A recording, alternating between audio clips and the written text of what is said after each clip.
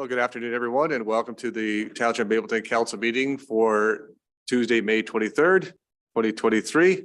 I call this meeting to order and thank you everyone for coming. I know we have some good presentations coming up very shortly, but before we do that, if you're able, please rise for O Canada.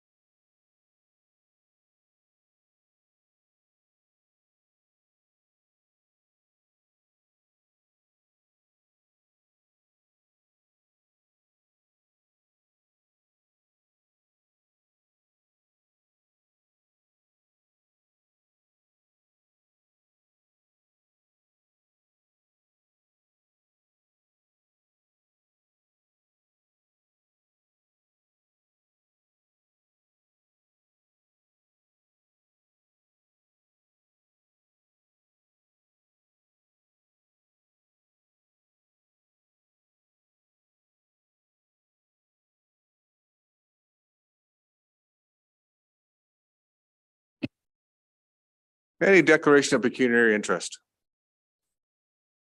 Councilor Martin?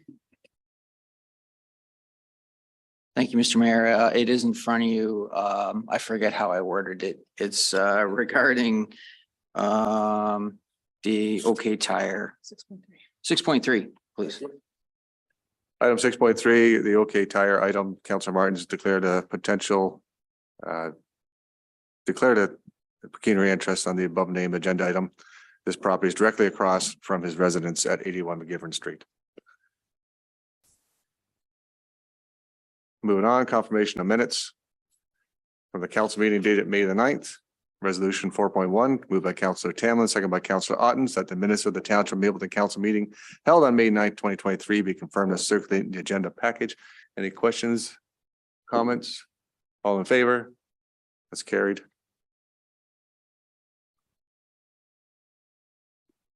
Any matters arising from the minutes? I don't believe we have any. We are going to do some athletic bursaries right now. We have a few here. We have a number that we last meeting, we had athletic bursaries that we have for Timothy Subject, Michael Klopper, Cooper McKenzie, Jack DeConing, and Max DeConing. Max and Jack are not able to be here today. Cooper's not here, but Mother Stacy is. Oh, Cooper's here. Well, who's not here then? Just these bottom ones. Oh, just the bottoms. Okay, well, Cooper's there. There you go. And so Timothy and Michael and Cooper, if you come up to the front here, I'll meet you at the front.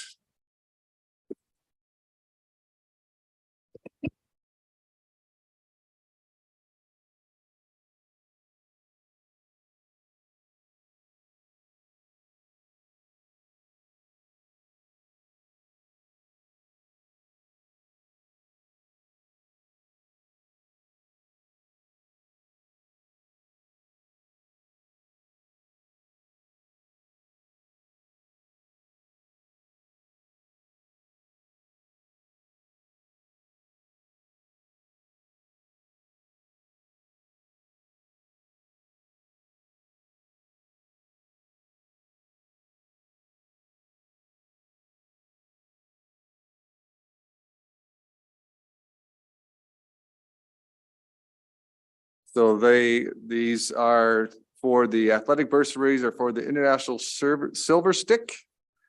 Timothy was in Pelham as well as Cooper. And Michael was in Forest, I believe. And so was Jack DeConing, and Max DeConing was in Air. All for the Silver Stick. So congratulations on the Silver Stick wins as well. That's super good. You know, I referee hockey, and I think I've refereed all of you. I don't think I put you in the penalty. Did I put any of you in the penalty box yet? Yeah, I figured. Yeah, I figured as much. I know whose son you are now. That's it. All right. Thank you so much for all being here.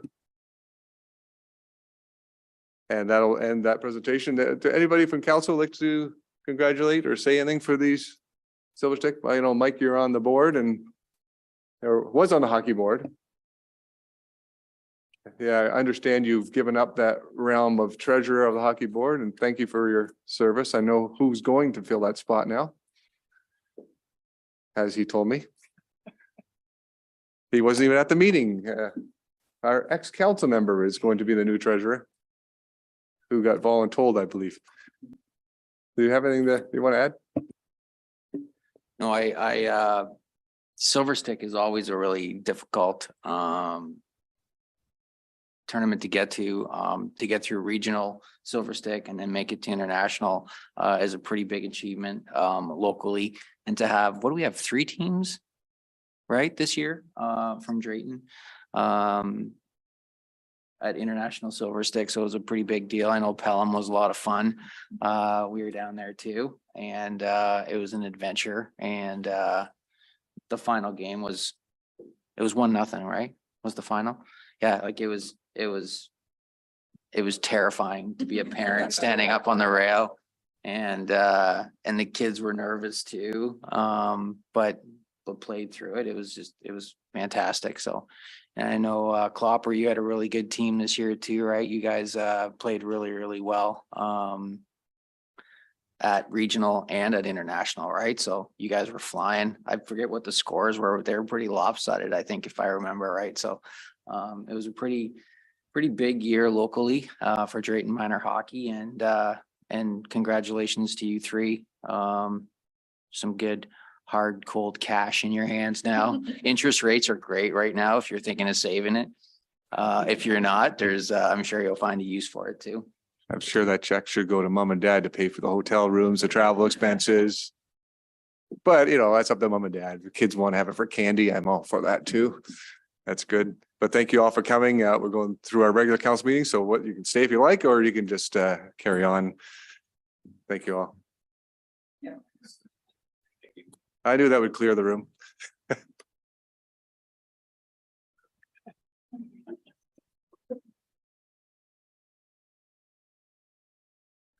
Now we're going to move council item number 7 ahead. And we're going to be putting that ahead of the planning matters. But before we do that, and Sarah's going to make her way to the podium at some point in time, I would like to introduce council and staff to Rick Hobbelink. Rick, is that how you say your last name? Yeah, please stand, Rick. Rick is our new bylaw officer who's started today. And certainly happy to have Rick on board to handle our bylaw. We've been without a bylaw for a little bit of time, and Rick's gung ho to do the work here in Mapleton and Minto, mostly in Mapleton. As we got lots of work for you here, Rick. Anything you'd like to add?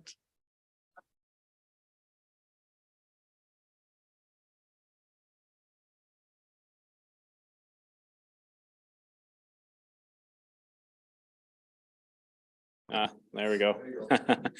No, I just want to say I'm actually an immigrant from the Netherlands from 2007, and I bring with me 6 years of law enforcement experience in animal cruelty background and bylaw.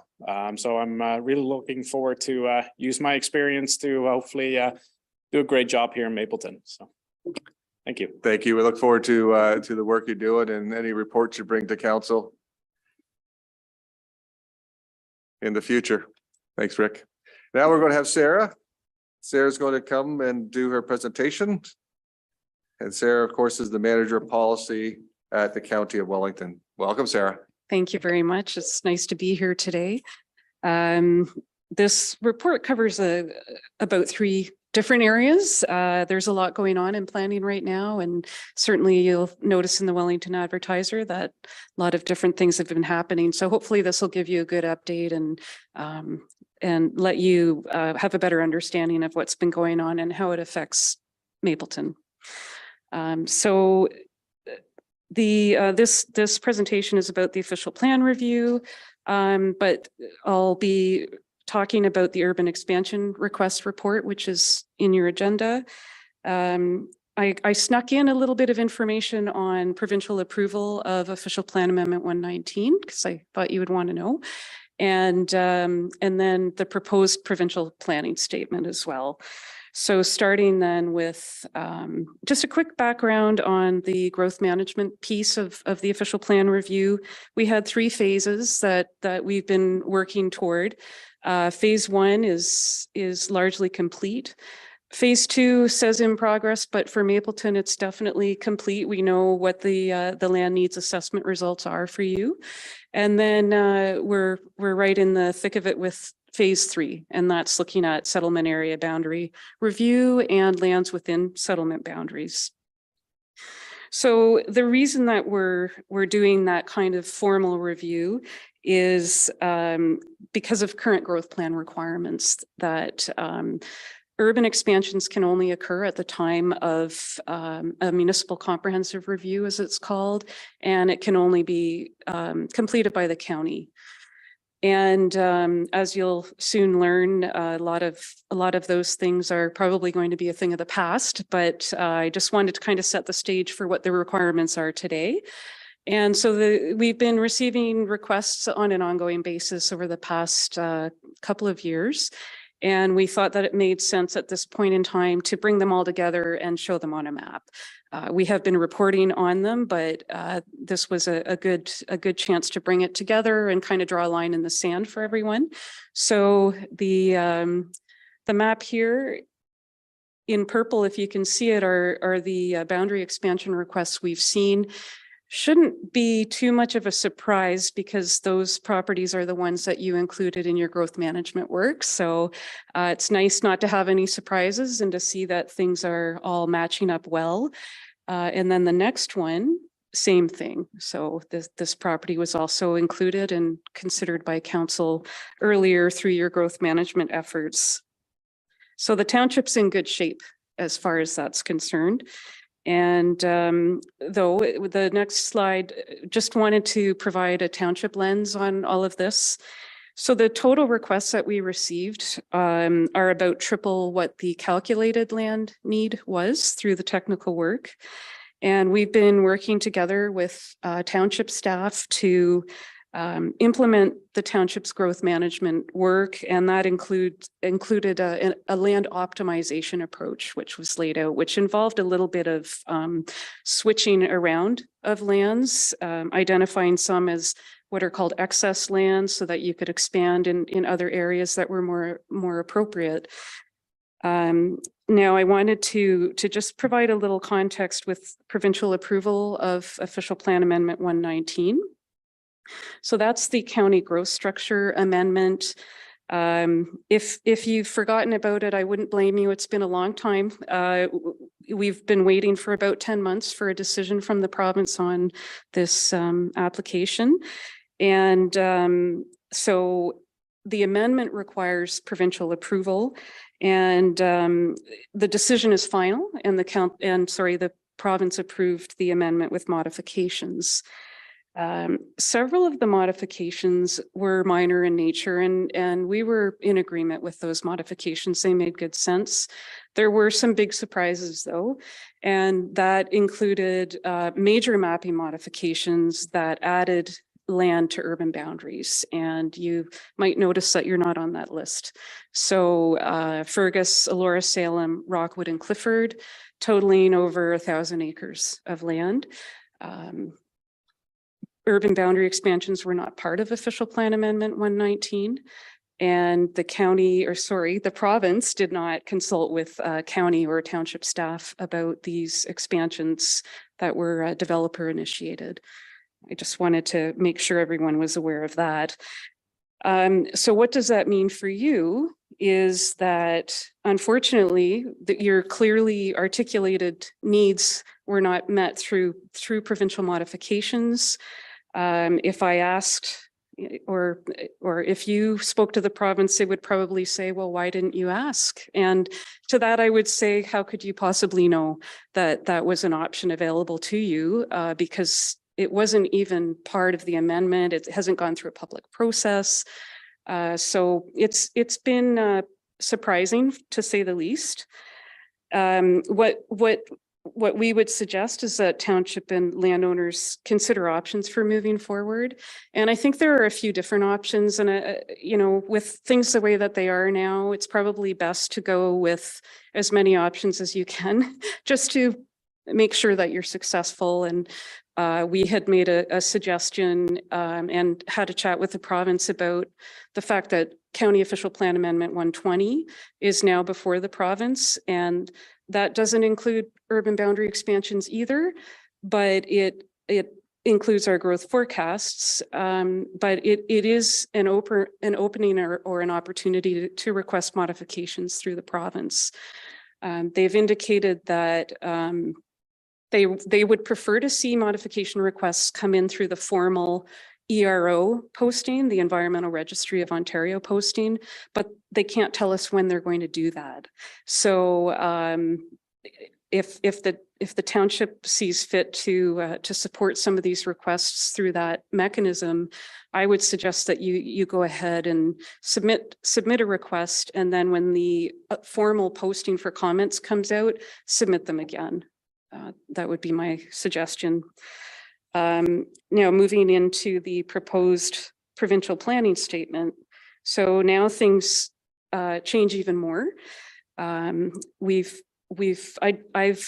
a lot I could talk about, but I thought that I would try to hone it down to some key areas that might be of more interest to you. But of course I can answer questions about anything at the end of the presentation.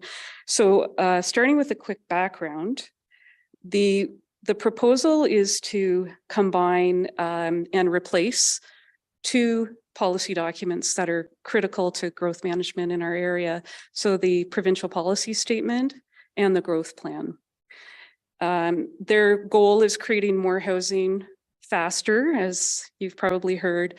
In this case, it's in both urban and rural areas, which is a bit of a departure with adding in the rural growth. So looking at urban growth management first, overall, the proposed document streamlines and simplifies our approach to growth management. And I think that's welcome news for all of us. I was here for the before we had the growth plan, and I think we did good work then, and we can continue to do good work now too. But some significant changes, as I said earlier, removing the concept of a municipal comprehensive review, removing the requirements for intensification and density targets, still encouraging it though.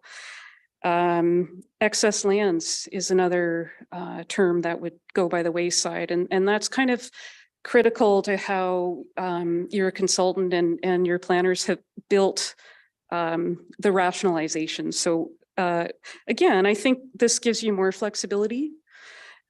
The province has made it easier to expand and identify new settlement areas. That was a prohibition in the growth plan to identify new settlement areas.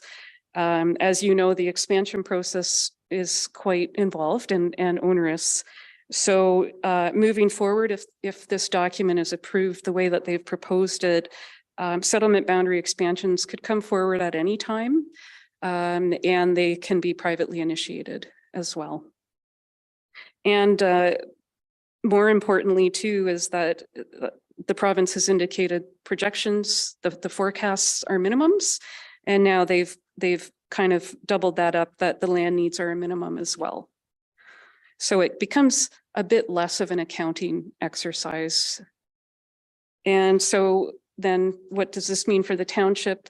Again, as I've said, it gives you more flexibility and without the need to identify those excess lands. Doesn't mean that you can't have, phasing or, still use the future development designation to place a hold on lands that you might not be ready to service, or it makes more sense to wait. Little less clear about employment areas. So residential, I think the policies are clear. When I read the policies, they seem to contradict themselves a little bit around employment land. So we'll we'll look into that further, but I think we had already kind of figured out an approach. If you still have to meet your land need, we can identify future employment lands. So either way, I think that we have an approach for your employment lands as well. And then moving on to your growth management exercise, I know you might be thinking, was that wasted effort? And absolutely not. And in fact, the work of your consultants was done under a previous version of the growth plan. So we were already making adjustments for the new growth plan from 2019. And then now pretty much we're going to see that go by the wayside. But I think that the fundamentals are there.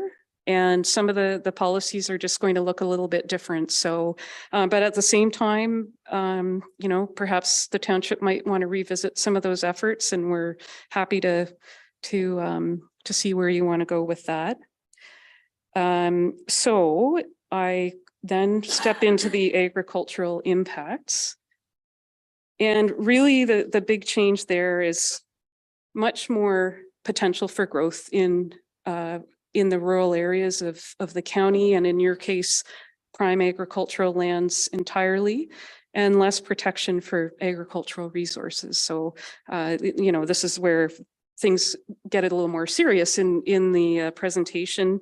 Quite surprising to see that prime agricultural severances are being opened up, and not only allowing for 3 residential severances from a farm, but requiring the policies to allow for that. So not allowing municipalities to be less restrictive. There are a number of criteria that are set out here. Sorry, back up. Yep. So minimum distance separation, the lot size and servicing, access and frontage.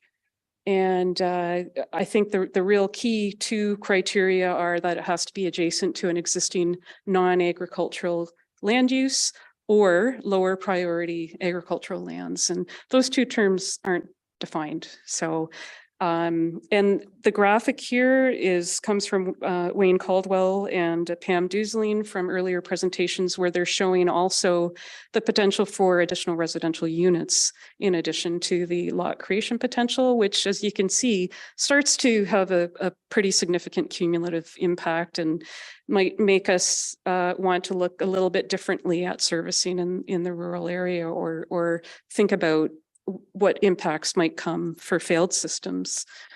So then moving on to the next one, same source for the image, and just showing an example of how that turns into strip development quite quickly. Minimum distance separation too is another consideration, because the presence of these lots also creates a restriction for new or expanding livestock facilities for farmers. And as I hinted at, the undefined terms adjacent, and then the other 2 criteria for prime agricultural lots. And moving on to the next slide, what this means for you, just interesting to pull out the numbers that we had for the rural area for Mapleton. We did a little bit of shifting of some of that growth to your urban area, and it left the township with 130 households over the next 30 years, and that average is about 4 per year, which would quickly be consumed by 2 farms severing lots. So it really changes what we could see in the rural area. It depends on the uptake and interest and all of those good things, but I think overall it will require a rethink of the growth strategy, because as it stands now, our growth strategy is a hierarchy starting with serviced urban areas, then hamlets, and then secondary agricultural areas. So hamlets would generally be where we would want some of that growth to go, because that's where you already have a cluster of homes and in some cases businesses. So so a lot to think about with that. Moving on, just didn't want to miss affordable housing. that's been top of mind. And one of the reasons for, well, sorry, I'm losing my train of thought here. Attainable housing and affordable housing has been something that the county has been focusing on, and I know it's a concern for many of our municipalities. But what the province has done in the new document is they've removed targets. So they've removed targets for affordable market-based housing. I'm not talking about the kind that we provide through social services. They've removed the definition for affordable, and that makes things difficult for us to track and measure. And then there's a term called housing options, which is wonderful, and they've added housing options, including farm housing and some other areas that we're happy to see, but they took away affordable housing as one of those options. And I really wonder what the intent is there, other than kind of downloading that responsibility to municipalities. Moving over to next steps. So the comments on the proposed provincial planning statement are due through the Environmental Registry June 5th. And in the county report, we do have comments that we'll be providing to the province. A final version of the policies are expected this fall. I'm going to expect September. I expect it'll come quickly.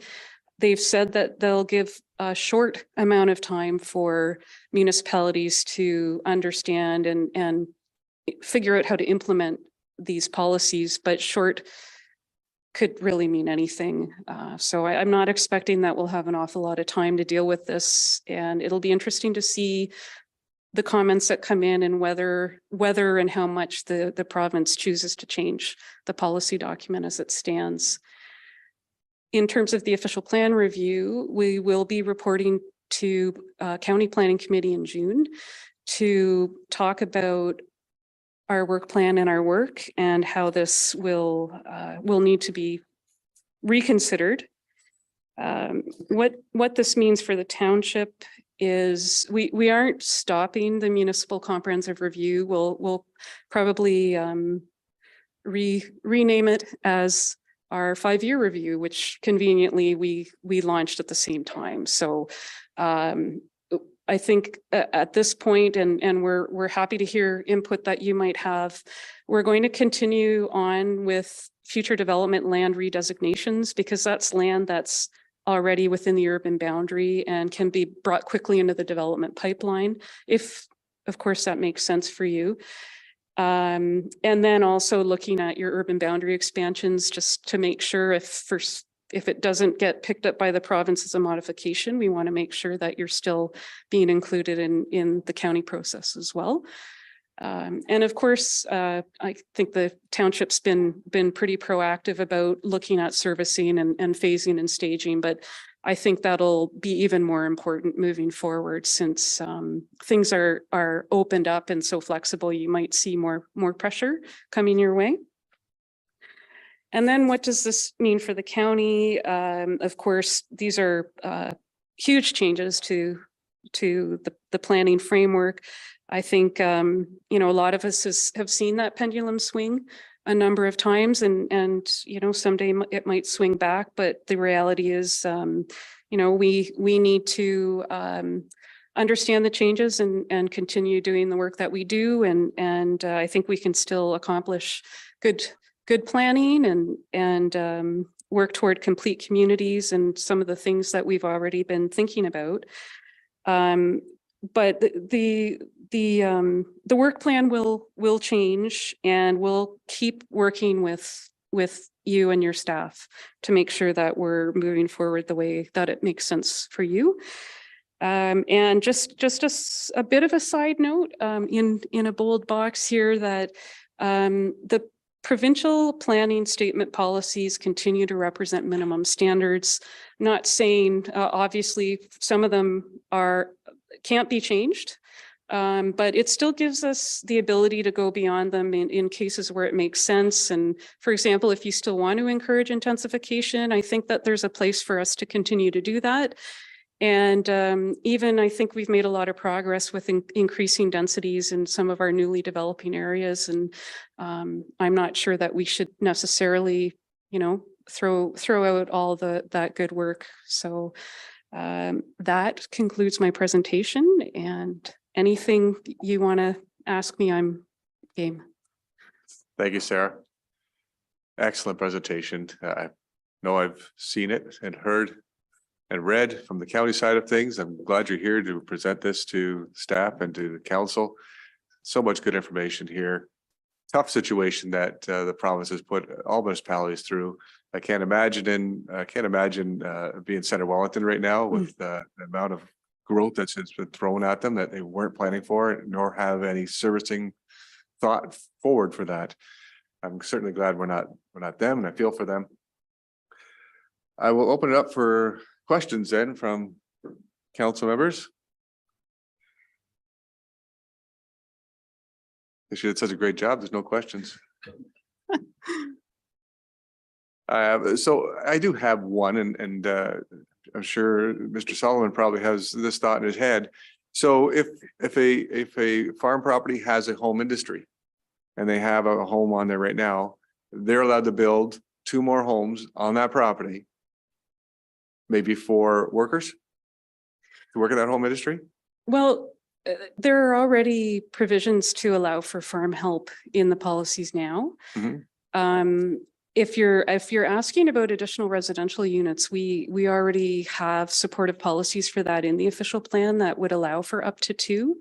I'm not sure where that stands within your zoning bylaw, but I don't think that's going to change too much. But then you sever off 3 more off the front, and each of those 3 could have 3 homes.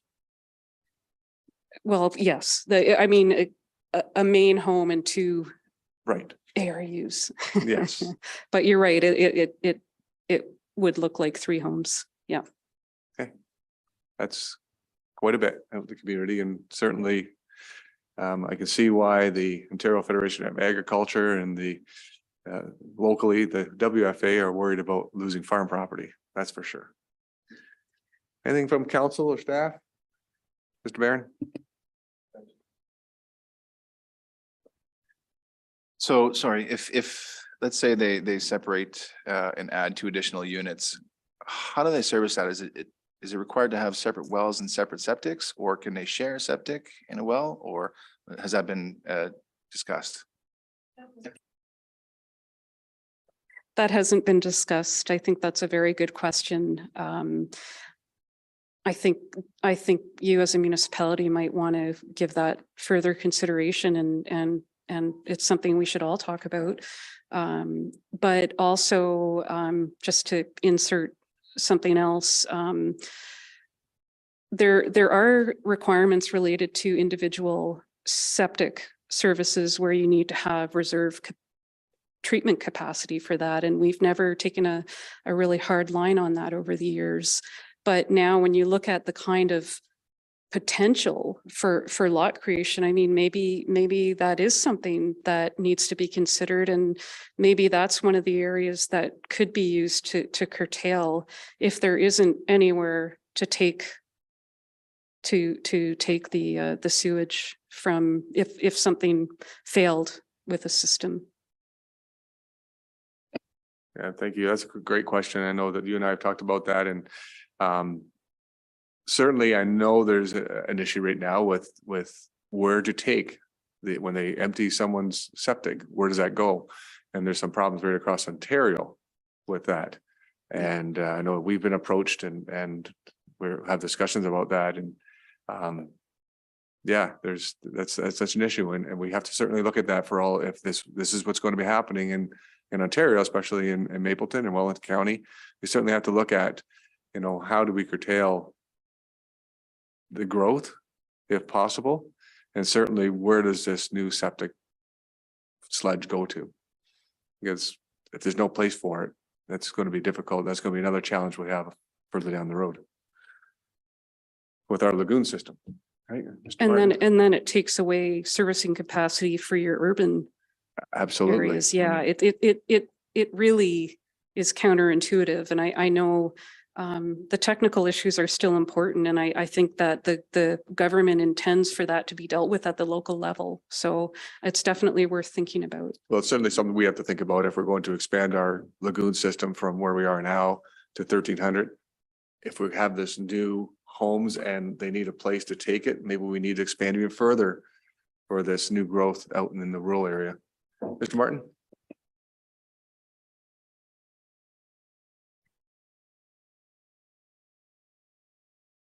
Is that better? Yeah. Thank you for this report. I don't know how you make heads or tails of this stuff when the goalposts keep changing on you. When you're going through processes. Back to the mayor's question of severances and additional severances being allowed. Would you foresee changes to, say, I don't know, like the MDS stuff going along with it? I know it's referenced a little bit, but if,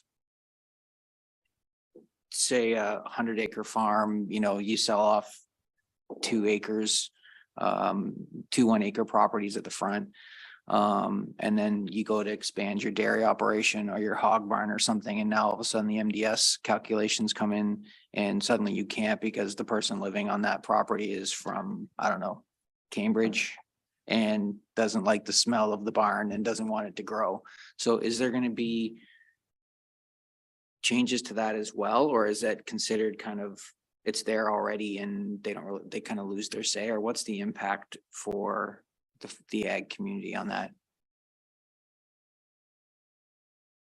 That's a very good question. And I think, the new lot would need to meet minimum distance separation 1 as well. But you can get a minor variance. And now with the changes the province has made, private citizens can't appeal minor variances.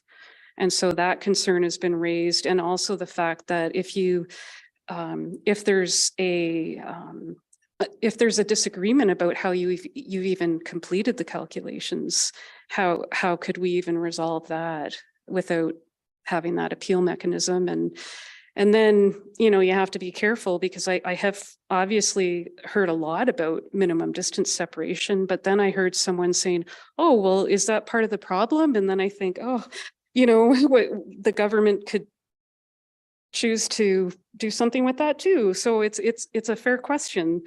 That's been around for a long time, but I think when they updated the document and created more guidance around minor variances, it just opened up the possibilities more for people to apply for them. Other questions? Thank you for that, Councilor Martin. Very important question. Of course, we just don't know the answers to all this, as it's all new. Well, thank you, Sarah, very much for coming and presenting, and certainly look forward to the future information that's coming our way. And you have to figure out. I'm glad to hear that. Thank you. Thank you. Have a resolution here moved by Councilor Ott and second by Councilor Tamblin that the Township Mapleton Council receive for information the delegation of Wellington County, Sarah Wilhelm, Manager of Policy Planning, regarding the County Official Plan Review, Urban Expansion Request Committee Report. Any other comments or questions? All in favor? It's carried.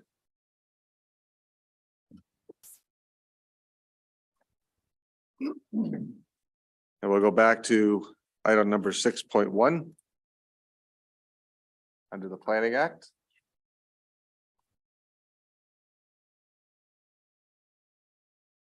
We will now do public meetings under the Planning Act. This is a public meeting under the Planning Act to hear comments from the public and agencies and to give consideration to an application ZBA 2023-06 for a proposed zoning bylaw amendment. Subject lands are located at East Part Lot 14, Concession 17449, Wellington Road 86. Purpose and effect is to amend the site-specific exemption on the lands to allow the expansion of the existing home industry. We'll now receive information from the clerk regarding statutory requirements. Mr. Clerk. Thank you, Chairman. Staff can confirm that agencies and Mapleton staff were provided with the required notice on April 28th. Comments received from Mapleton staff are included in the report. Agency comments are attached. Proper postings were completed April 28th.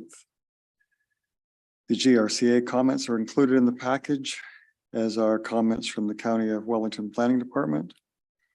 Mapleton Planning Report prepared by our Linda Redmond is included in the agenda package, and there were no ratepayers comments received.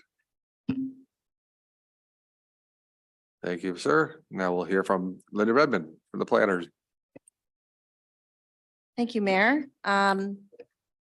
So another home industry expansion. This is an existing home industry on the property. The applicants are coming forward. They want to expand the building.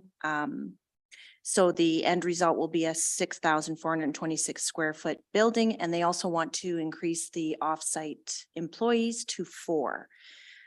It meets all the requirements under the provincial policies for a home industry. They're under their allotted size, the 2% and the 20%.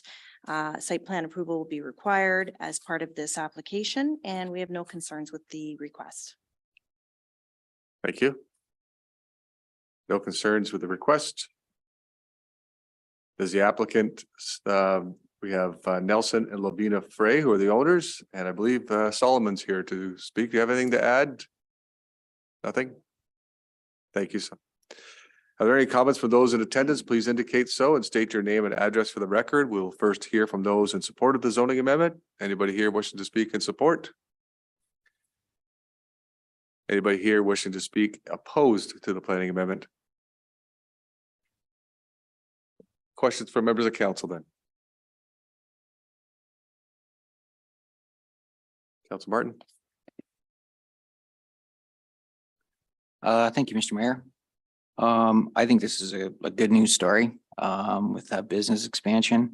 The only, and I'm generally supportive of it. The only thing that I would like to see is that I know the new proposed building kind of has mixed uses. The majority being the home industry, but a partial kind of shed area on the end. I know the requirements are typically that these buildings are independent, both for accountability, enforcement, all that type of stuff. And if that's something that could be doable, I think that would make this application complete in my mind. But I think having that independent building without the mixed uses, it's just a good idea, I think, both now and into the future. Thank you, Councilor Martin. And I'm going to ask the chief here. We've had these applications in before, chief. I believe they've had a firewall in between the two portions. Right.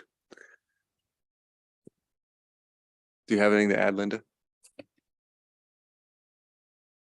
No, that was a quick answer.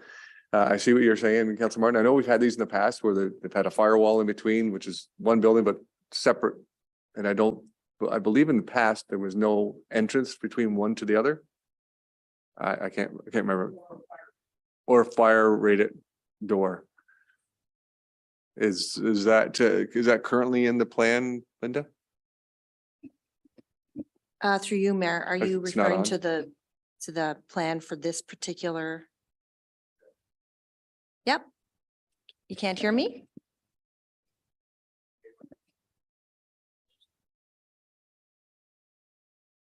My light's on. Are you talking about the current plan or in general? Okay, yes, the current plan is showing a solid wall in between the farm use of the building and the proposed home industry use. And that'd be a firewall? That I don't know. That would be a building code requirement. I'm Okay. not sure if it's required. It's required as part of the zoning that there's a wall there. Okay, Mr. Sullivan? Okay. Smart. Yeah, sorry, just for clarity, it's not about a wall. For me, it's not about the wall or the firewall. It just prevents kind of scope creep and expansion kind of in the future without knowing about it, right? Without the township knowing about it. If you'd have to build an additional structure or build onto the building, it would trigger a building permit, in which case there'd kind of be an awareness. When you have one big structure, wall or no wall, I get why the wall should be there. But when you've got it zoned, one building zoned differently, it doesn't make a lot of sense for me. And I think in like long term, I think it could just make sense that it's all zoned. And that's why I think the provision's in there in the first place. Okay. Other comments?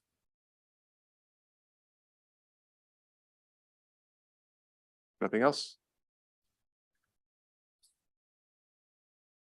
This public meeting is now concluded. Thank you for attending this public meeting.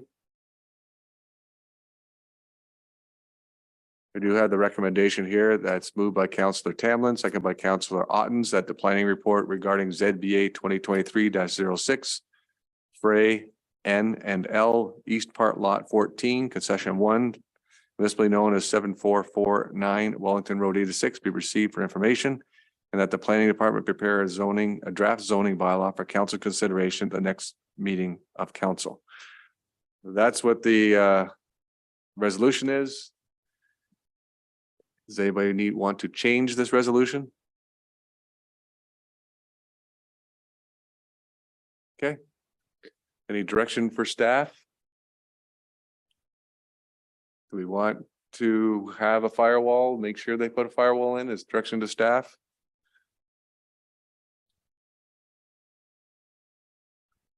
No? Okay. I would need more than just one voice up here to. I know what, I understand where you're coming from. I hear the separation of two buildings. To me, the firewall was going to do the same thing.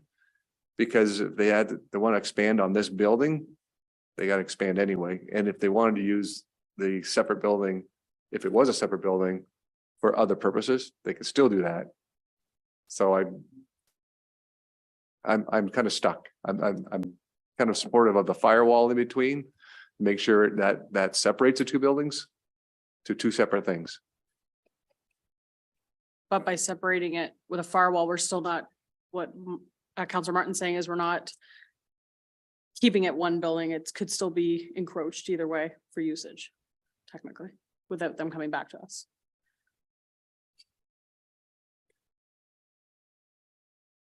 Yeah. If you have two separate buildings, can't they use two separate buildings the same way? That's, if you have two separate buildings and you say the one building is going to be for farm use, whether it's a separate building or attached building with a firewall, is it not the same if they change that from farm use to industrial? And just for clarity, I'm not critique or judging the integrity of this application, right? So just, it's more of a philosophical question up here as I want to get into. It's in there for a reason. If we have a provision or a bylaw for a reason, we may as well follow it because it's there for a reason. It's designed to prevent issues in the future. We don't have a proactive bylaw system here. We don't want that either, in my opinion. This just keeps it neat and tidy. This building is zoned this way. It's not zoned half for, ag and half for, home industry. And it just avoids, I think, future problems. The firewall doesn't, it doesn't matter to me one way or another. It could be a fictional line that it's more the act itself of having a structure. The bylaw already states it's supposed to be an independent building. We kind of know what the ground rules are. I would suggest we follow it. But there might be a better reason for it. I'm not sure, but. Does Councilor Martin have support for having two separate buildings? Councilor Reed? Anybody else want to support two separate buildings instead of one building with a firewall in between, or there wasn't actually going to be a firewall, but there could be a firewall in between to separate the two, or two separate buildings? I'm going to hit the button, please. If planning has determined that there's no issue with it as it stands, then I assume it already follows the rules we have in place. Planner Redmond? Maybe just a bit of history, if that's okay. So when that provision was built into the zoning bylaw, that the buildings are standalone and separate from one another, that was because at the time, the uses permitted were different. They were ag-related or secondary uses under the provincial policy statement. And in that time, you were limited in size much more than you are now for those types of buildings. And we were finding that that was happening, that these buildings were being constructed for farm use, but then being switched over without the proper approvals. So that is why that provision was put in place in the zoning bylaw at the time. Since that time, the new PPS has come out with the on-farm diversified uses where they talk more about area of operation and a percentage of the area of operation can be utilized for buildings for that use. So now the whole formula has changed. So there's a bit of a sliding scale in terms of how big a building can be on the property. So having said that, this particular application is still under that size, even with this additional farm building. So if they were to expand beyond what they are giving approval for tonight, they're still under the percentage allowed on that property. So they're still in keeping with the provincial policy in terms of the size of the building. So I don't know if that helps with that argument, and perhaps that's, we have spoken about re-looking at the home industry provisions in our zoning bylaw because they are not up to date with the current on-farm diversified provincial policy statement. So that would be something we would look at in terms of whether we are concerned about a building being built together with a farm building. Might not be as big of an issue anymore. Further discussion? Okay. I read the resolution and I'll call the vote. All in favor? That's carried. Thank you.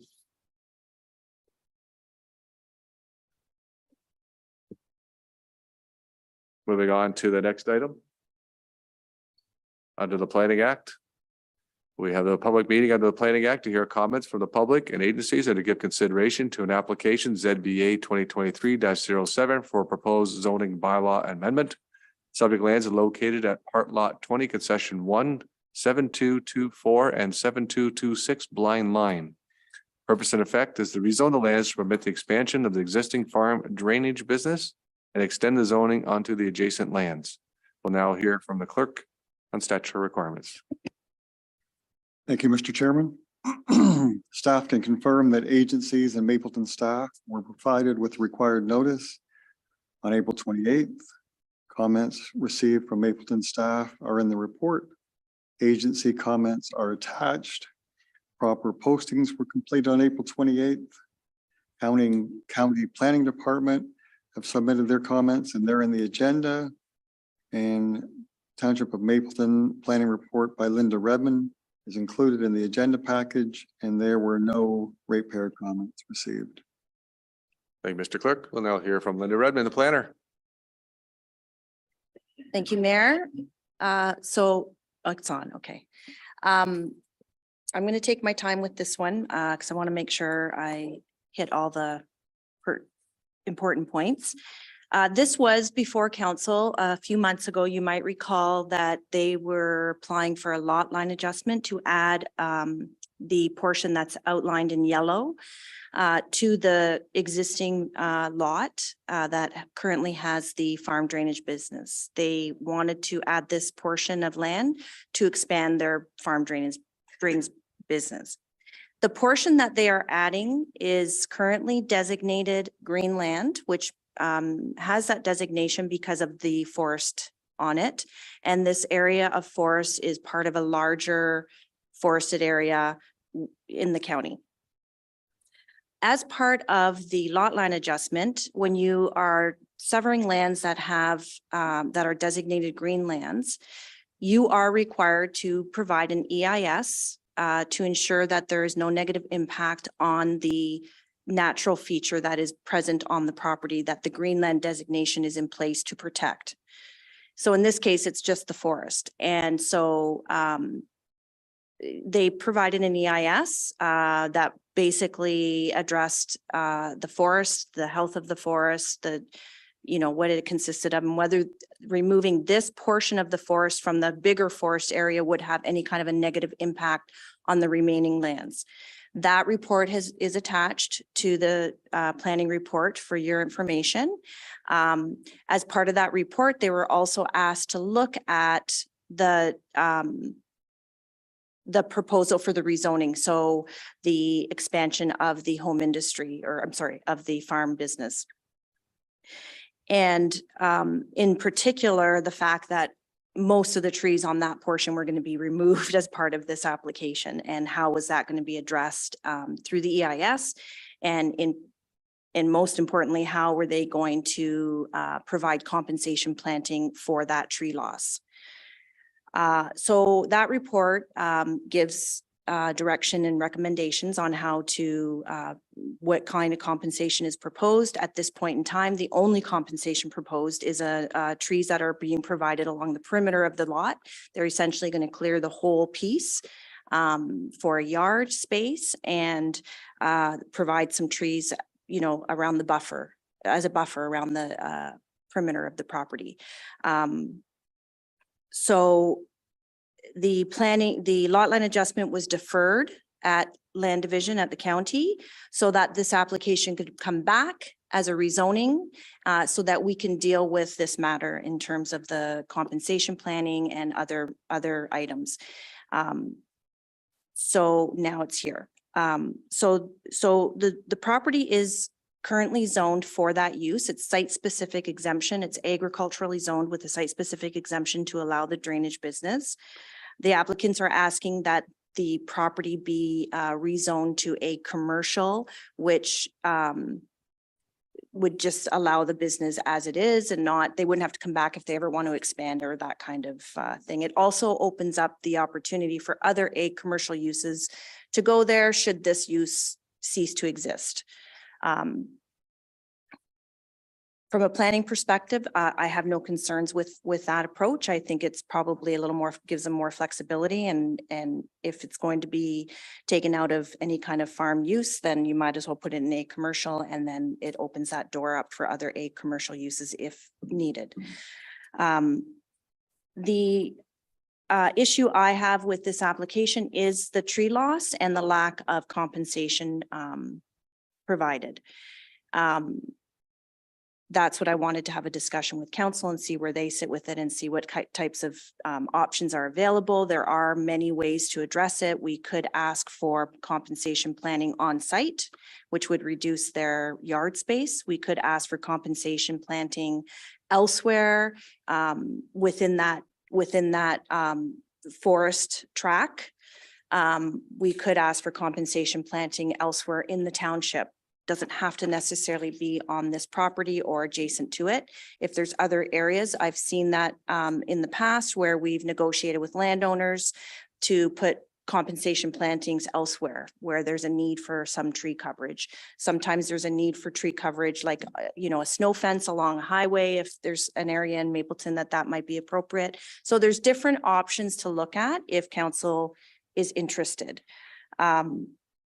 The other issue that came up when I was reviewing this application is the road access. Right now, there's a small one, and on their site plan, they're proposing to remove that and put a huge opening. So I think that needs to be further addressed by Public Works to make sure they're okay with that. I don't see the need for that big of an opening, but perhaps the applicant can address that in their presentation.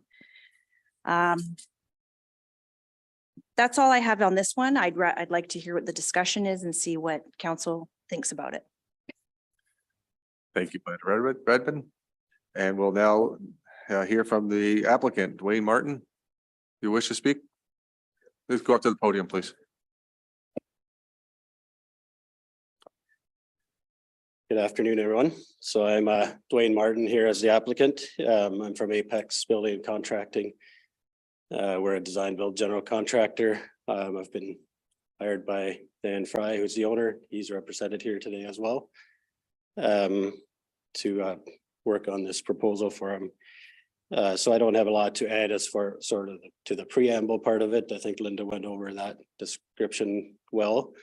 A couple of comments that I might add. One, just working in reverse from Linda's comments about the entrance. The reason for the entrance being that wide is because they are a farm drainage contractor.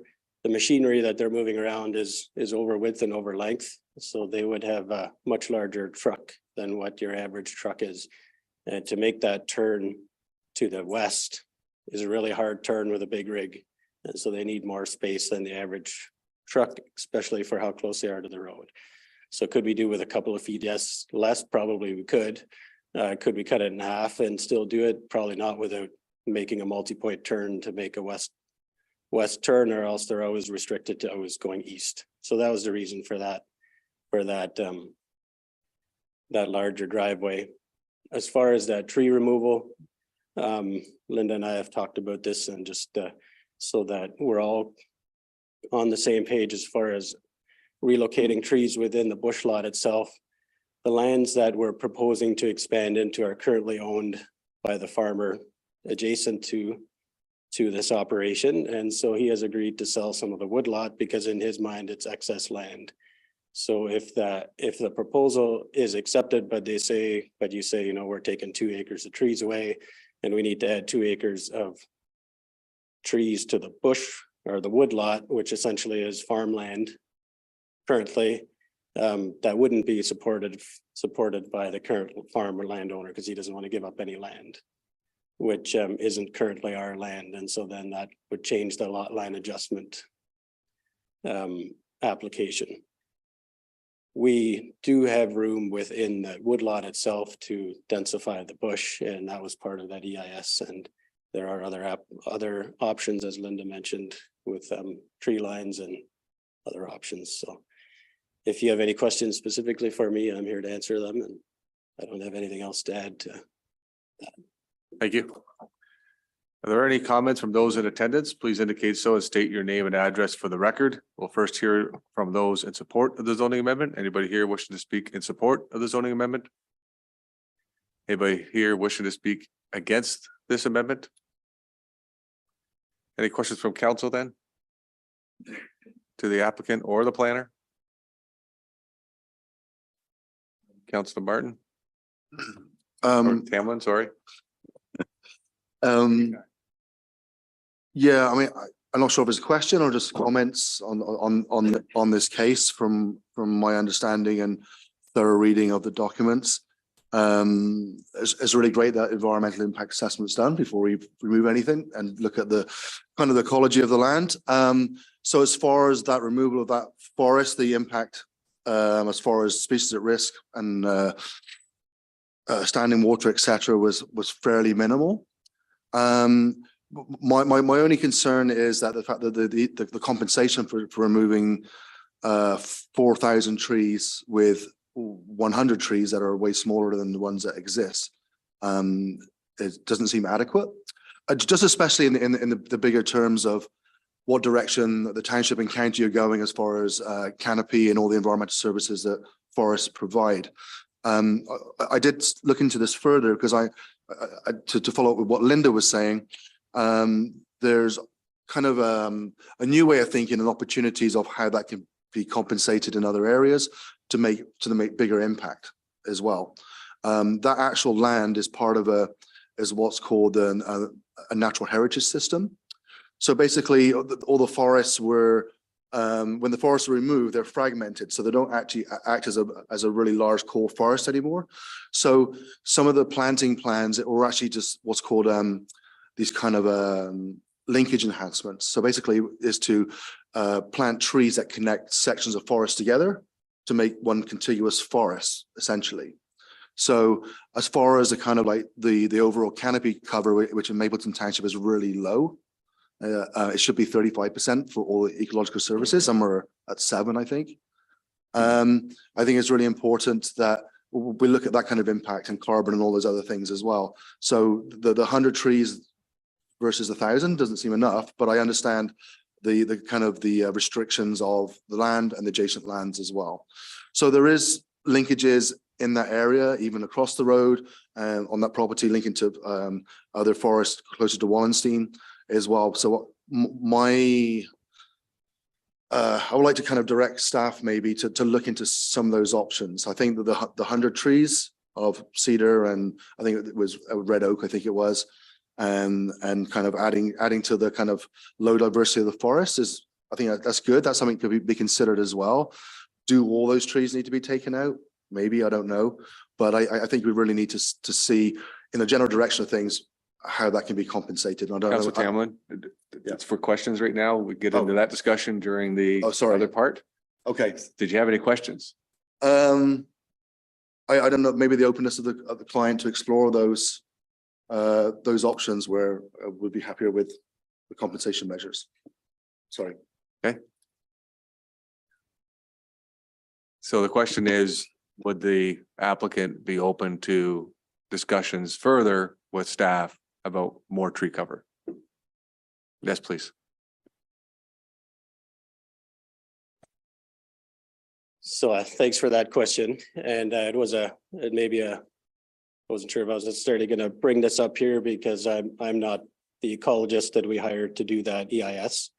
And this is most likely more of a discussion with him and township staff or however that looks, but the parent disparity in those numbers is not as far off as what it initially might look. So a lot of when the ecologist that we hired to do that study, he goes in there and he counts he calls them stems. He counts every single stem that is in that chunk of land. The lion's share of that 4,000 trees are small little seedlings, which he had an environmental term for that. But the way that a forest works is that those seedlings sit there and they may be 30 or 40 years old. And they just sit there and wait for an old tree to die in a gap in the canopy, and then whichever one makes it up into the canopy wins. But out of those 100 trees, so there might be 100 or 200 of these little stems sitting there that are 40 years old that are part of that 4,000 tree count that we have in there. But only one of those is going to replace a big tree when it dies. And so there is what I understand from the ecologist that we hired, there's provincial guidelines for when a tree is considered a tree that needs to be preserved. And so that's where the 100 trees comes. There is not that many big trees in there because it was cleared out as a sugar bush. Most of these are just little seedlings. And so that's where the disparity in the number is. Having said that, we're open to discussion to add more trees elsewhere if we can come up with a compensation plan that works for both of us. We're not hard and fast on that 100 and some trees. We're open to discussion on that for sure. Thank you. Councillor Ottens, you had a question? Sure, thank you. I'm not sure who this addresses to. I noticed that the recommended replacement 100 trees are all deciduous, and sugar maple and oak. And I just wondered with all the problems we've had with the ash trees, if some more diversity would be better in that replacement canopy as well. You would probably know more about that. And if some of them are done as snow fence type trees, they would need to be evergreens, I'm thinking, or habitat corridors and so on. So I just wonder about the diversity of the replacement trees and if that might be better than just doing all the same thing or almost all the same.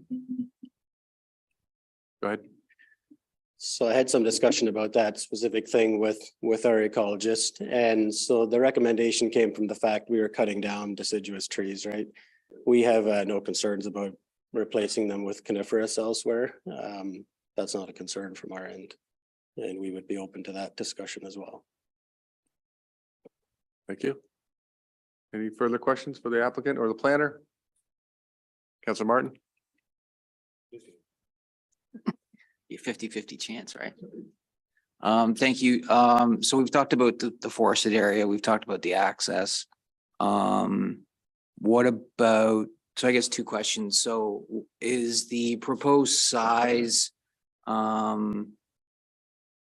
is that like a minimum that you need for the business? I know you've talked about the size of the equipment and stuff, but is there any flexibility on the actual size of the lot?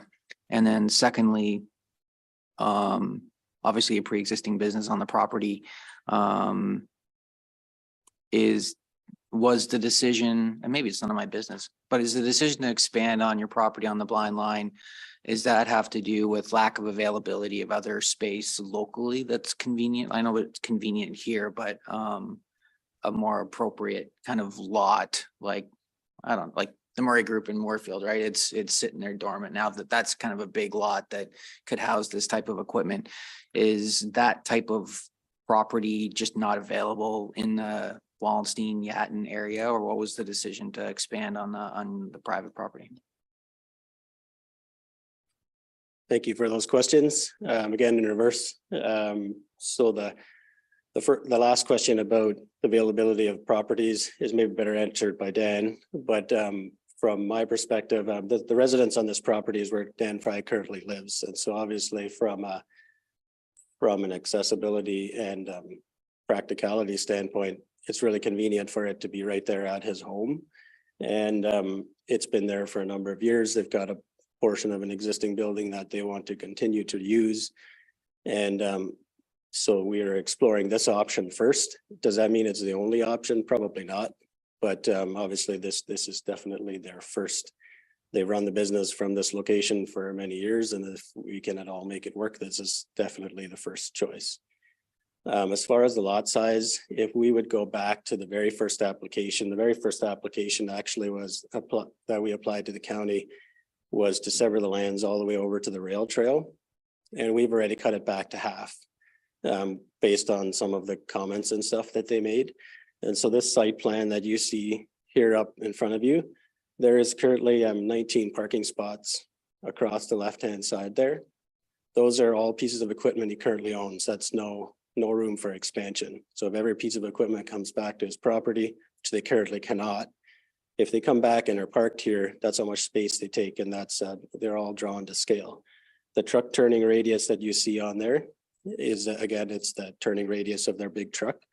Is there a couple of feet of extra space there? Yeah, there is. Is there 100 feet of extra space? No, there's not. We basically minimized the amount of yard space that we can put there.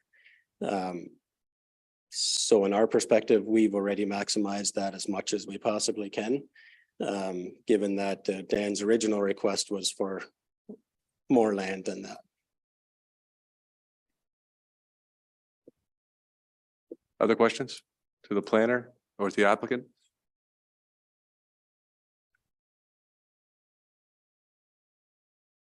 Then I'll conclude this public meeting. Thank you, everyone, for attending this public meeting. We do have the resolution in front of me here that moved by Councillor Tamblyn, second by Councillor Ottens, that the planning report regarding ZBA 2023-07, J Martin and D Frey, part lot 20, concession 1, RP 60 R1151, part 1, municipally known as 7224 and 7226 Blind Line, be received for information, discussion and direction. We do need to have more discussion and direction to staff on this. So then we will change this resolution with that direction. But we need the information. This is where you talk about your tree canopy and where you want to go with that. And this is where you make your recommendations for council to decide. I would like to make a motion and to just direct staff to explore that with both of you and Linda, and how that works into the bigger National Heritage System plans and canopy and those kind of directions, because it is still, you know, as I said, yeah, there is impacts that can be addressed in maybe another area that would have larger benefits, basically. So yeah. So clarify without all the rest. What do you want? Staff? Yeah. Direct staff to look at the tree canopy Compensation opportunities. Yeah. above what currently is in the. Yes, thank you. Okay.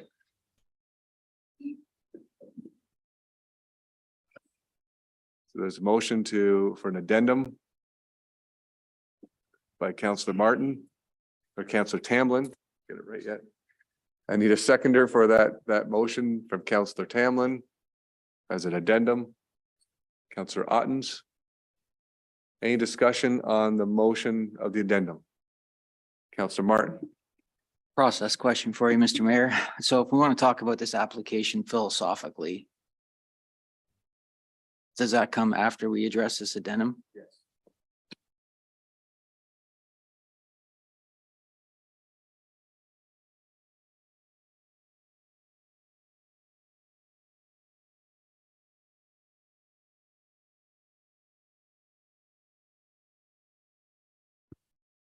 Planner Redmond.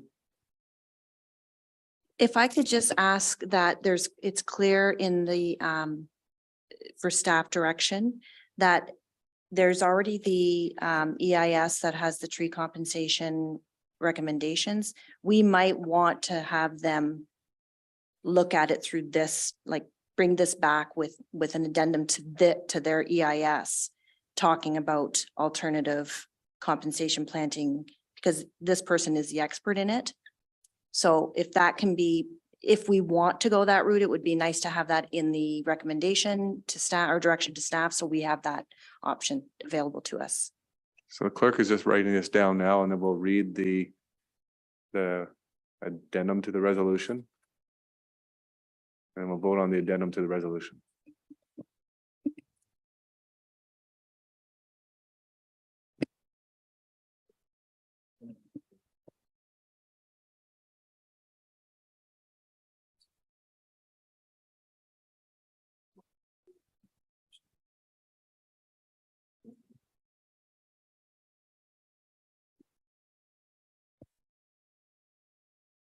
So clerk, can you read when you're ready, read the addendum to the resolution, please?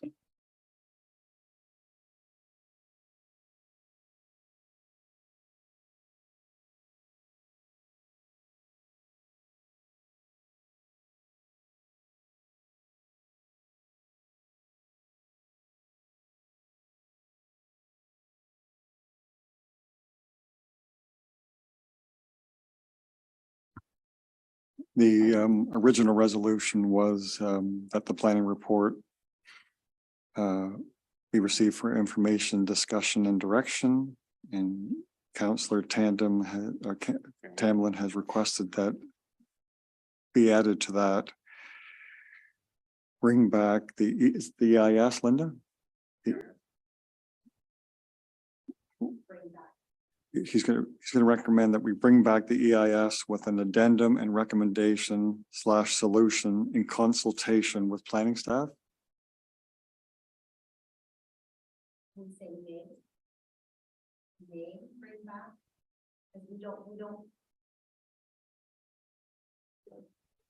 ahead.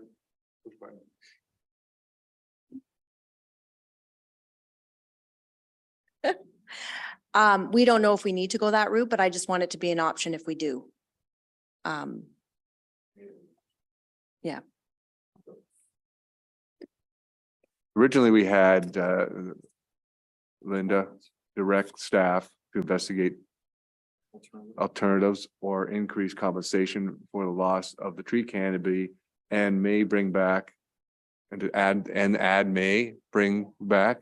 That'd be the entire separation then. All right. Go ahead, clerk.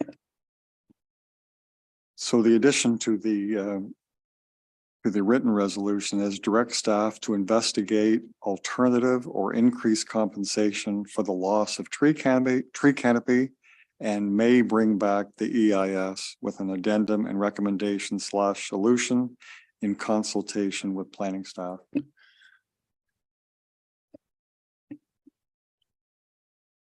And the applicant. Planning staff Consultation with and the planning staff applicant. and the applicant. Correct. Thank you. Okay, the clerk has read that out. Been Councillor Tamlin's moved it, Councillor Otten's seconding. Any discussion on the addition or on this resolution? the adding part, not the whole resolution. We'll vote on the whole resolution afterwards. Okay, so we're going to vote on the addition, the motion that's moved by Councillor Tamlin. All those in favor of Councillor Tamlin's motion? That's carried. So the resolution now is complete with the original and the direction. Councillor Martin, you want to, we're going to still discussing this whole resolution now. You had a discussion point. Sure, thank you. Try and keep it short. So I've got two schools of thought. So as far as the applicant goes, like I've got a great deal of what's the word I'm looking for? So I think a private property owner, you know, the ability to do something with your own property. I got a great deal of time to understand and listen to what those needs may look like.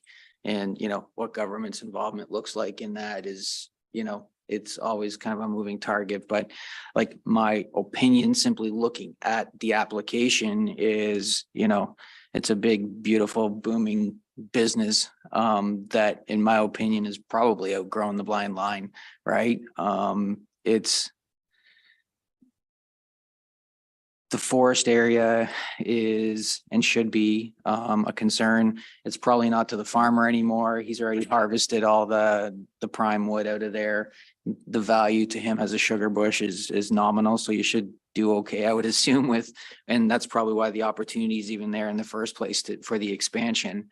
But you know, outside of, you know, and when you talk about access, right, like the blind line's just a small little road, you know, it's you know, when you talk about the need for access for those left turns coming in, I mean, yeah, I mean, but it all to me kind of points like the blind line's probably not a good spot for this business.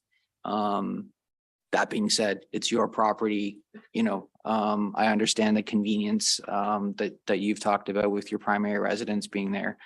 You know, if we can figure out some sort of compensatory, you know, reforestation somewhere locally that could make sense. This is I don't know, for me, this business is great and it's big. It belongs in Wallenstein, it belongs in Drayton, it belongs, you know, off of a good access point, a major highway, you know, all those types of things. That eliminates or minimizes the convenience, obviously, for your own, you know, primary residence. But this one, as it sits right now, it just feels clunky, and I'm not really sure that it serves our overall needs, especially with that amount of 0.41 hectares of clear cutting. Thank you, Councillor Martin. And that brings a question over to Mr. Morgan, Public Works Director, when it comes to the road and the weights on those roads. Thank you. Yeah, thank you, Mayor Davison. Just a question after listening to some of the conversations with the widening of the entrance and the size of the equipment. I just want to remind people that building this size and what they're going to be floating in and out of that, the blind line would be posted as a reduced load for 2 months in the spring. So there is 2 months where you won't be able to get that equipment in and out of there unless the road is built up to full load. So just a reminder that you're kind of stranded there for 2 months, and normally that's the go season. So just some thoughts from Public Works. Thank you. That's the thoughts that we're looking for. Other questions and thoughts then from members of council? All right. Resolution has been read with the addendum. And we'll call the question. All those in favor? All opposed? That is defeated.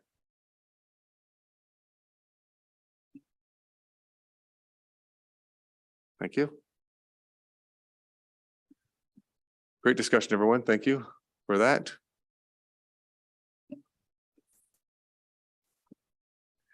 Moving on to the next item on the agenda, item 6.3, it's another item under the Planning Act. It's a public meeting under the Planning Act to hear comments from the public and agencies and to give consideration to an application ZBA 2023-08 for proposed zoning bylaw amendment.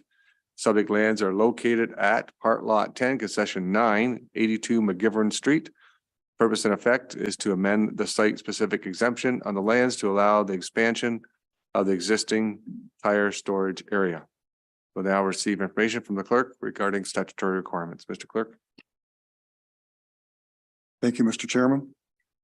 Staff can confirm that agencies and Mapleton staff were provided with the required notice on April 28th.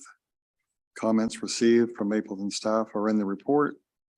Agency comments are attached. Proper postings were completed. County of Wellington Planning Department has included a report in the package. Mapleton's planner, Linda Redmond, her report is in the package, and there are no ratepayer comments received. Thank you, Mr. Clerk. We'll now hear from Linda Redmond. Thank you, Mayor.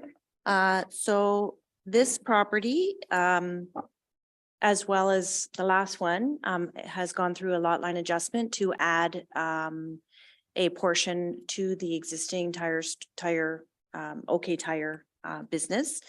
And the purpose of the lot line adjustment was to allow for the expansion of the OK Tire building, as well future building expansion, as well as expansion for their outdoor storage of their tires. The zoning is required because the lands are zoned C1, which doesn't permit automotive repair type businesses. It's more of an industrial use. Rather than rezone the lands to an industrial zone, we retain the commercial zoning and just put a site specific to allow that one industrial use on the property. This is again for discussion. There are some questions with respect to the tire storage on the property and how it's being currently stored. The site plan that was approved for this property back in 2018 does not show tire storage along the fence line. It shows tire storage in the middle of the yard on racking. So we need to discuss how the tire storage is going to expand onto this property and where it's going to be located. Thank you, Linda. We'll now hear from the applicant. Brad, did you want to speak to this?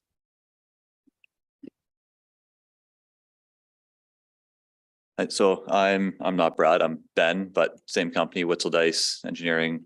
We did all the site plan stuff for this. So I don't know, I think it's shown on there yet where the, I guess it was explained already the purpose of the expansion. There are some gray boxes shown with proposed tire storage in the expanded area that now does show it up to the fence line around the perimeter of the property. And then at the front, it would be an expansion of the existing parking and paved, whereas the rest of the site would be gravel surfaced. Thank you. Could we just have your full name, please?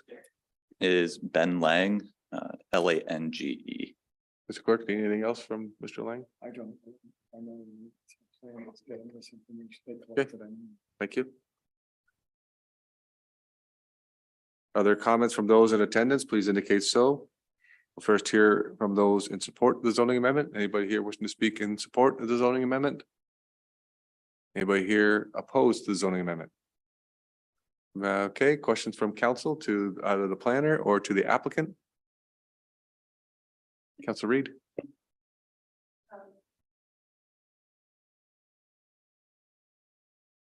There you go. Through you, Mayor, to our fire chief. From looking at this property, when we drive past, it looks like we're not following the setbacks for the fire code.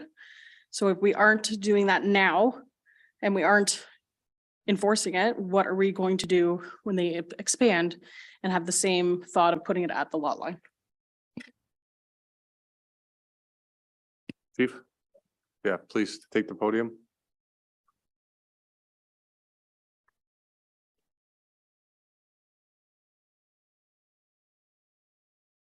Yeah, the fire code is very clear as to outside tire storage. Things like not having any stored tires within 15 meters of any property lines, 15 meters of any buildings, so that's not allowed. Hasn't been since 2015. That's when the fire code was adopted last time. I met with Lloyd. I gave him a copy of this fire code a little while ago, and we talked this morning a bit at the site with the tires that are there. I think with making some look at the outside area, if he does that with steel rims there instead of tires, that would take up a lot of that space. But after that, you can only have an area of here. So we can have an area of 3 meters high, which is about 10 feet high, by 100 meters square. So that's what your storage can be. After that, you have to have a break of 30 meters away from any other tires or anything else. So those are all steps set out in the fire code very clearly, outdoor and indoor storage. And I think with a little bit of cooperation with Lloyd, we can make that work for sure. We haven't been there every week to conform to that. We know some of the tire piles are getting pretty high, but that's the time of year they're in, and they can't get rid of the disposable ones fast enough, but that's something I have to work on. Thank you, Chief. Councilor Reed? Sorry, when we look at the way this is zoned currently, we stated that tires and or rims would be stored 32.8 feet back. So we're currently not doing that at all on this lot. And then my secondary question, which might also be for the chief as well, is at what point do we require on-site water protection for a facility of this size with the tires and fire thoughts in our back of our minds? Back to the podium, Chief.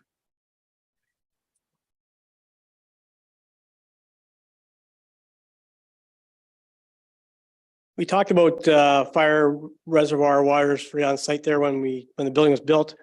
The availability to water at the Moorfield School and also the fire hall was enough to take care of that. Now, if Lloyd does go and expand that building anymore, we are going to ask, not going to ask, we're going to have on-site water put there because we have to have that. Yeah. Thank you. Other questions for the planner or the applicant? All right. This public meeting is now concluded. Thank you for attending this public meeting.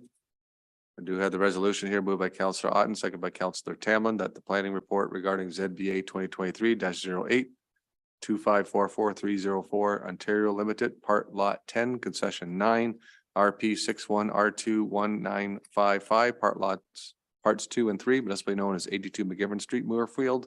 We receive information, discussion, and direction. We do need to have direction for staff on this. So, further comments from council? Councilor Reed. Knowing that this is backing on, going to expand and continue to back onto what could be cornfields, what could be any kind of agricultural. I really think that we need to be stern on our setbacks that we're going to submit for them.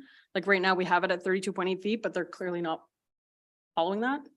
So will we, or what recommendations would we have for the setbacks of that kind of property use in that area?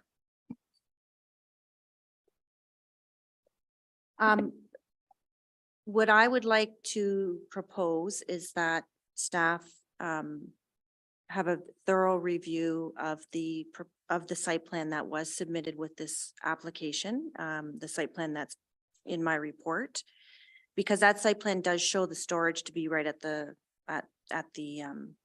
fence line. So I think that this site plan has to be reviewed in particular by the fire department to ensure it meets all the fire code requirements, and then the changes made to that site plan to meet the fire code, and then we can formulate the zoning bylaw based on those provisions to make sure that our zoning is in line with the provisions under the fire code. And then that way it's on the site plan as well. So my recommendation would be that the site plan be reviewed, approved in principle or to that point of completion before we go forward with the zone amendment, the draft amendment. I also would like to recommend too that, and I did discuss this with Lloyd, that the area in the front, you can see the yellow, it's outlined, the area right at the road. There's a square area that he's showing parking. We asked him to relocate that fence to put that parking behind the fence to provide a buffer to the neighborhood, the residential uses in the neighborhood, so that there's less, it's less offensive to them, so that there's a bit of a buffer for that as well. So I'd like to see those changes made to the site plan as well. So that would be my, what I would recommend as staff to ensure that we have the right setbacks in there, in the bylaw. Thank you, Linda. Other questions, comments from council?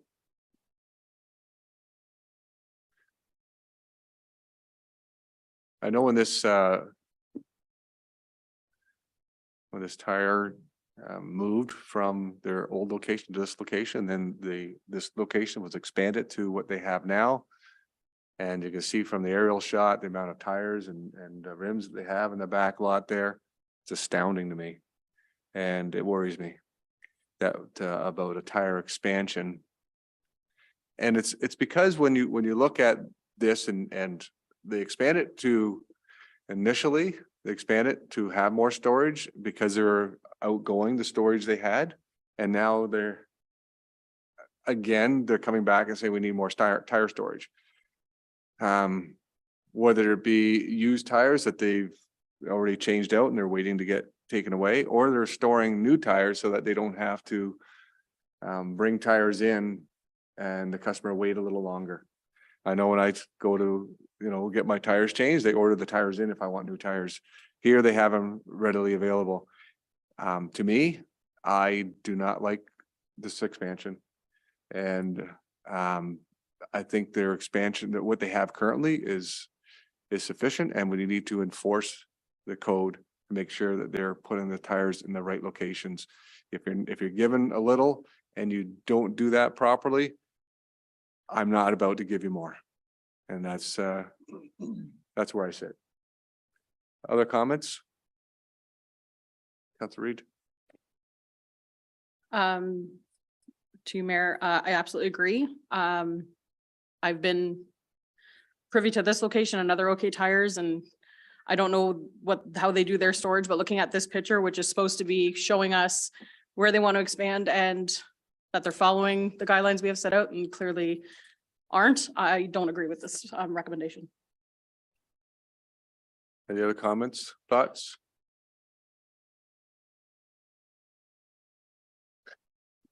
Councilor Ottens? I guess my thought is if the problem is not enough storage, I know that they also store tires for people who they store some people's winter tires for them when they're off and vice versa. So they're storing people's tires for them as well who don't have the space personally or whatever.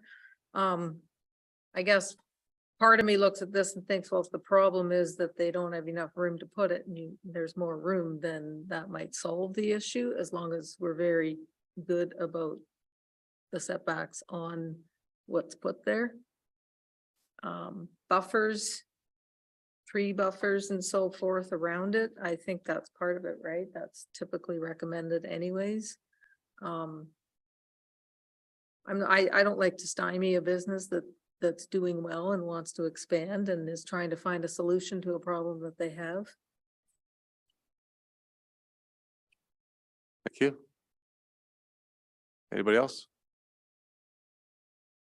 Councilor Tamlin? Yeah, I just wanted to follow on from that, what Marlene was saying. Councillor Ottens is that the reason for this is maybe to address that problem, right? So some of the recommendations Linda had made as well to to look into how to solve that. And I know discussions are with the fire department as well. And I look at this, I hear what you're both saying, but look at this and I look at the frontage on McGivern that they're asking for. And that's, you know, as that community expands, they're going to need those spaces for other businesses as well. And to have one business take up so much on that property for storage of tires, that doesn't sit well with me. So if there's no other comments or questions, I'll call the vote. Councilor Reid, you have something else to say? The only other thing that I would want to bring through you, Mayor, is looking into when we last did a check to see why they weren't following these requirements. Like that's not also on, yes, it's on the business owner, but is there not some recourse within ourselves to follow the code that we've been giving them? Yeah, that's something that sure we can have that discussion through the CAO at a later time. So the resolution's been read, moved by Councillor Otten, second by Councillor Tamlin. That the planning report regarding ZBA 2023-08 be received for information, discussion, and direction. All those in favor? Opposed? That is defeated.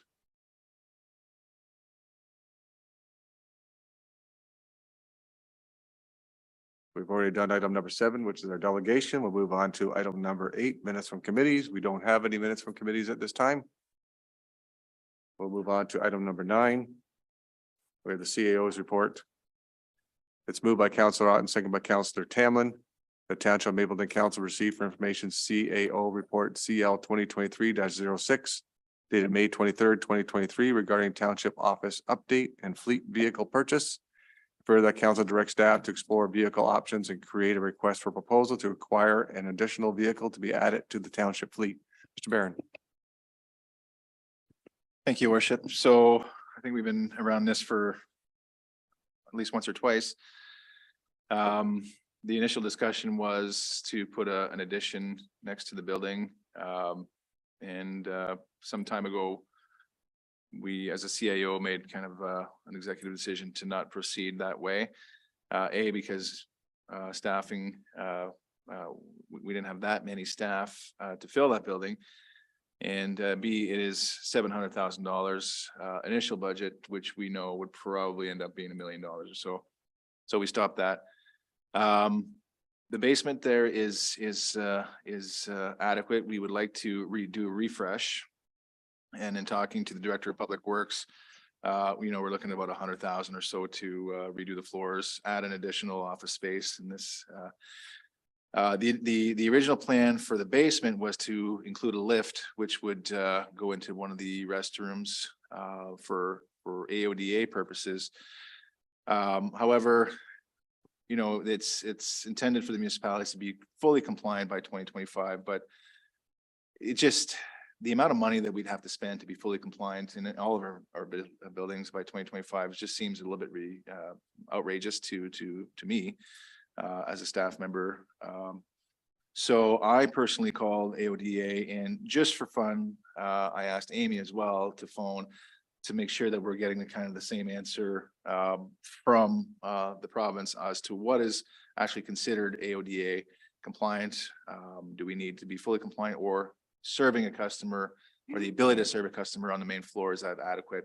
And both of us came up with the answer that as long as his hope is there and we can come upstairs and serve these customers, we are in the eyes of AODA compliant. So that being said, it's going to cost anywhere from $100,000 to $150,000 maybe to refresh, redo the walls, add an office space downstairs, as opposed to what it would have cost the $700,000 to add an addition. So with that being said, in the meantime, we were using a vehicle from the Public Works, and we got our little CRV here that at some point is going to fall apart. So with the savings that we're going to experience by not doing the addition, doing a full refresh and not adding the lift, we're saving about $500,000. And what we'd like to do is take some of those savings that we already approved the 700,000 and purchase a vehicle for the building department that would help them better serve, allow them easily serve our customers and not have to wait for a pickup truck from Public Works. Open any questions?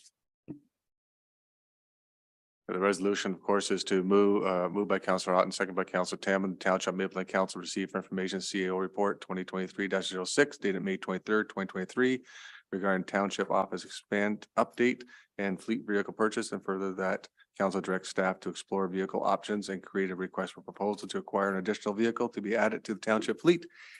Questions, comments from council? Councillor Ottens.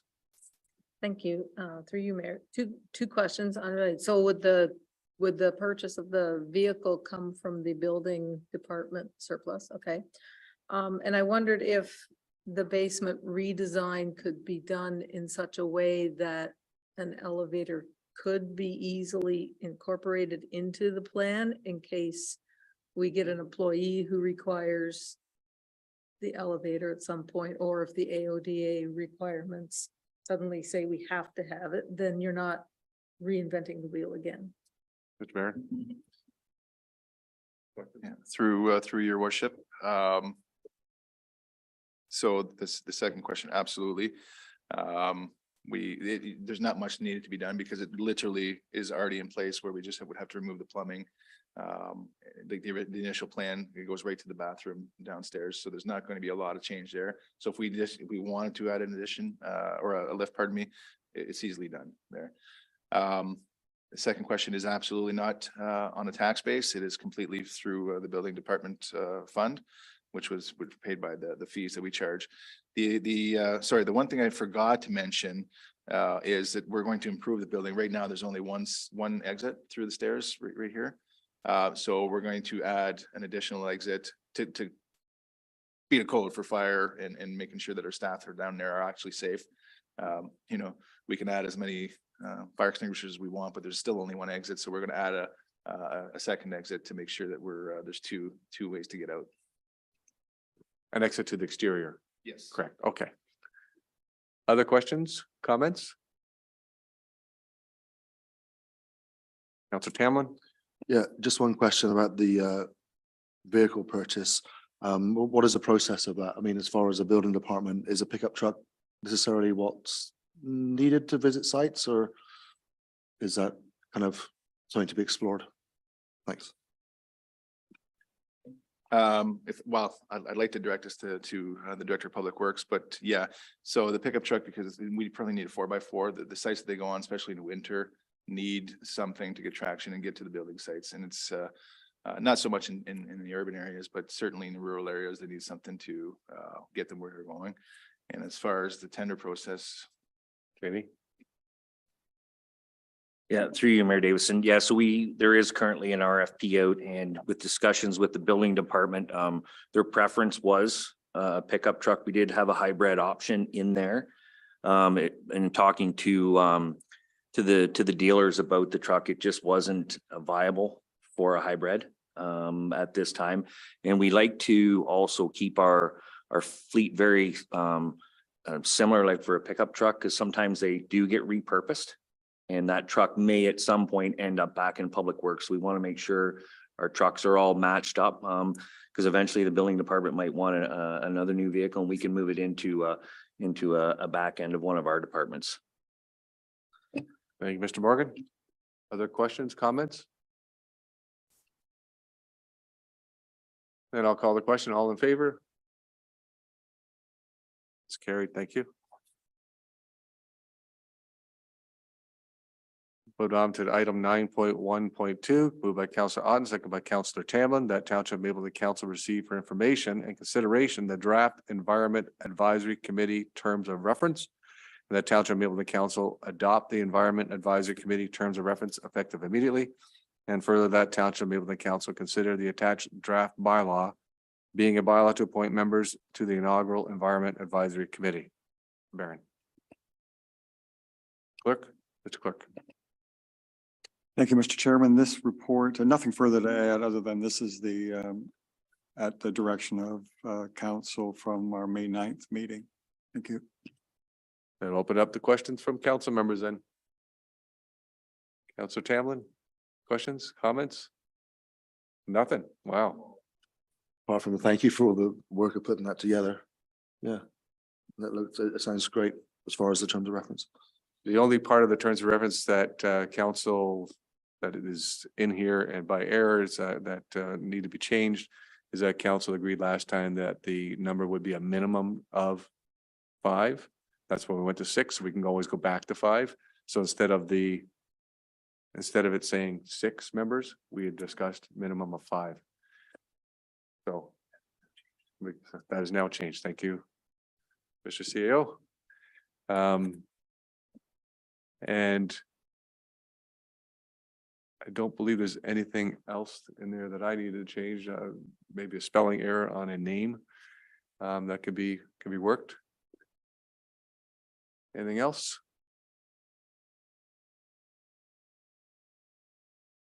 Then I'll call the question. All in favor then? It's carried.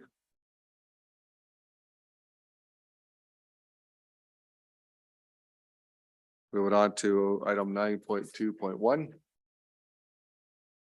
Moved by Councillor Reed, second by Councillor Martin. The Township of Mapleton Council received information finance report FIN 2023 11 dated May 23rd, 2023 regarding the 2022 treasurer statement, development charges reserve fund. Mr. Morrison, anything to add to your report, sir? Through you, your worship. This is just a statutory report that's required to provide a signal as to the fees that were collected and how we've accounted and expended those fees through DC charges.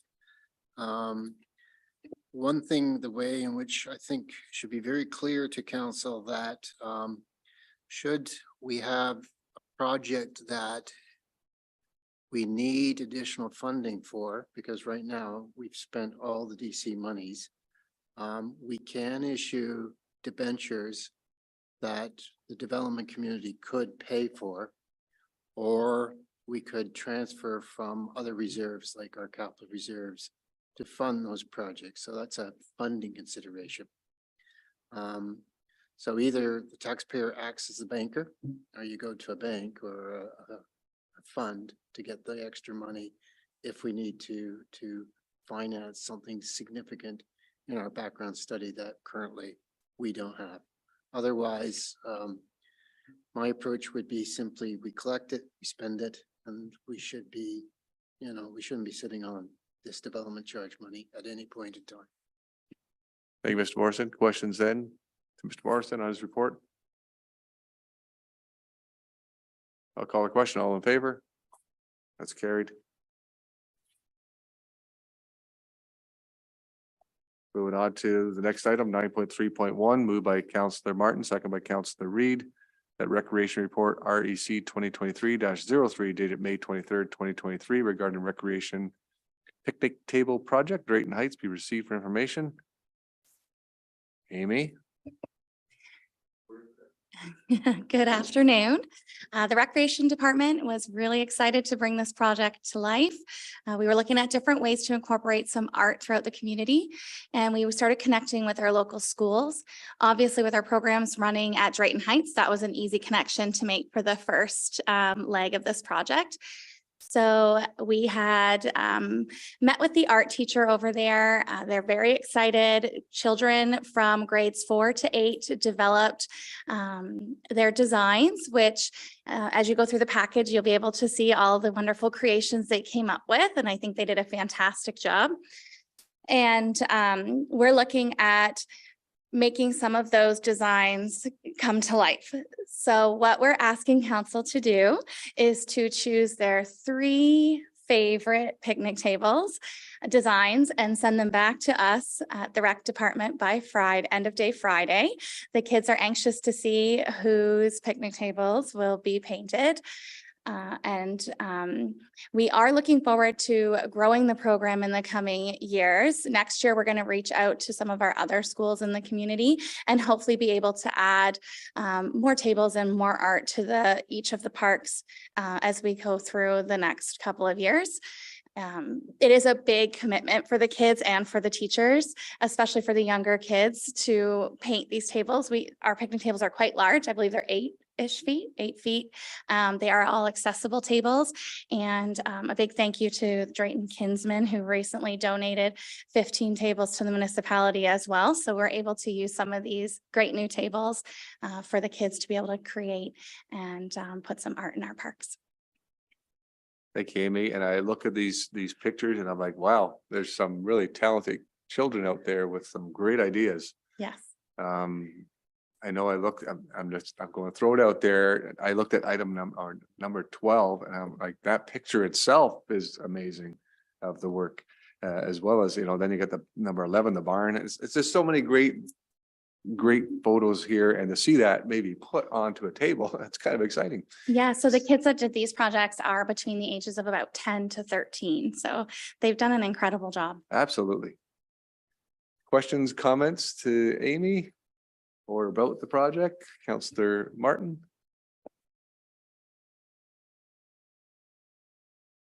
Mark me down for 1, 2, and 12. I think they were all fantastic. But those three are, if that translates onto a picnic table, that's going to be pretty vibrant. Do you have an idea which parks you're going to pop these into? Because I think they could be, showpiece is a little strong, but they could be kind of a neat little piece. So for this year, we thought it would be fun to maybe move them around a little bit. So they'll start at some of our bigger parks, Moorfield, the ABC Park, and down at the Drayton Kinsman Park. We'll eventually move them around a little bit to Rossay as well as to Glen Allen. As we continue with the project, we would like to showcase the kids' art in their own parks. So if they live in Alma and they go to school in Alma, it would be really neat for them to see their own art in their park. So we're hoping by the end of next year that we can involve the other schools as well. And then we will be able to showcase all of their art within their own community. Excellent idea. Councillor Ottens, you had a hand up? Thank you. Through you, Mayor. In this picture where they're all, it's on page 142. So there's 16 tables there. So is it whittled down to the top 12? Is that those that you've sent close-ups of?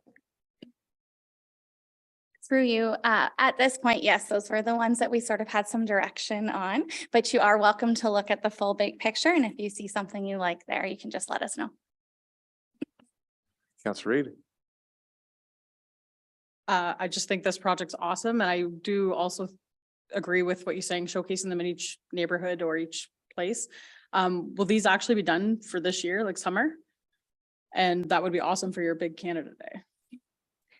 Yes, so they will have these tables done before the end of this school year. Fantastic. Can't wait to see them. And so reminder, council members, besides Councillor Martin, send an email to Amy with your picks. Yeah, I know you don't follow directions now. It's okay. Yeah. I may have mentioned one I might like, so it's all good. All those in favor of receiving this report? That's carried.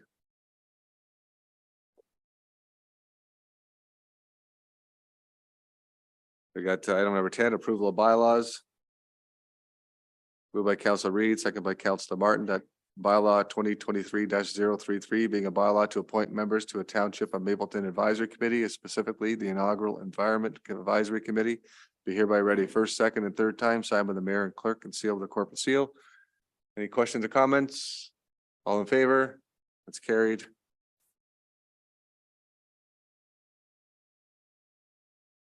Ten point two, moved by Councillor Martin, second by Councillor Reid, that bylaw 2023-034 being a bylaw to permanently close parts of the road allowance known as Head Street, Village Plan of Rossay in the Township of Mapleton and the County of Wellington, be hereby ready first, second, and third time, signed by the mayor and clerk, sealed with a corporate seal. Any questions, comments? All in favor? That's carried.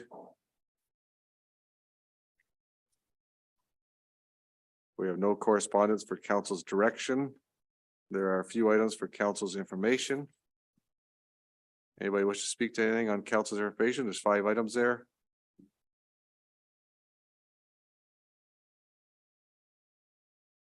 Okay, we'll move on to notice of motion. Any notice of motion? Other business, item number 15.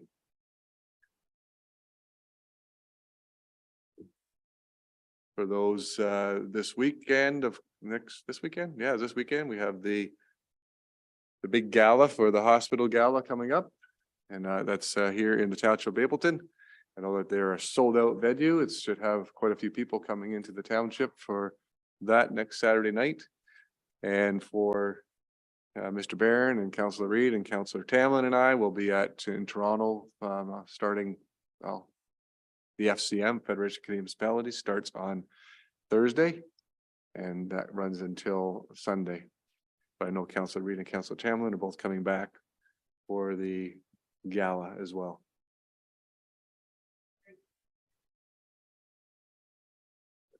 On Thursday night, the Drayton Entertainment, the theater starts, and that's the opening night of the first show of the season here in Drayton, which is also great. Unfortunately, I can't make it. You're going, are you? Perfect. And anything else for other business? Farmers Market, that's also starting Thursday. There's a lot going on this week.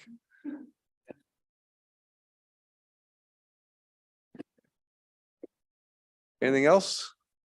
Yeah. It's a question kind of brought on by Sarah's presentation. Yeah. So with the official plan stuff, with the different, I guess what I'm asking for, like, at what point could we anticipate a report from you guys about what all these changes really mean? Because I get lost a little bit with, like we said, how the goalposts keep moving, right?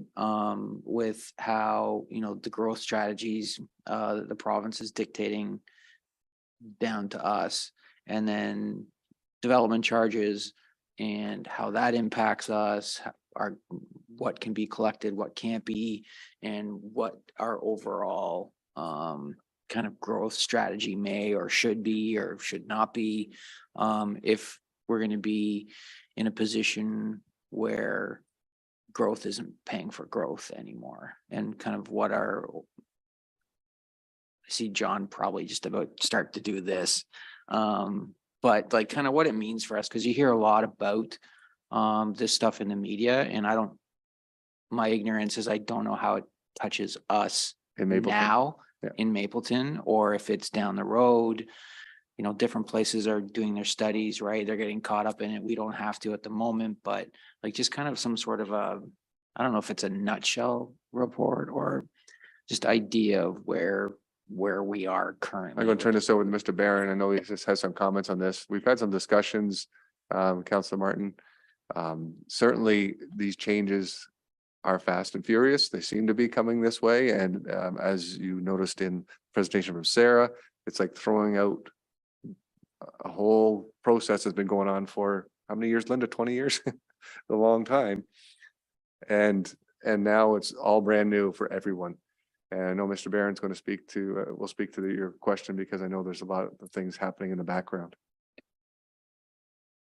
Thank you, through your worship. Yeah, so in near future, and the reason why this hasn't happened yet is because it's like you mentioned, the goalposts are continuously moving, and it takes time for staff to digest, well, particularly the planning department. Not only they're doing the planning applications are coming fast and furious as well.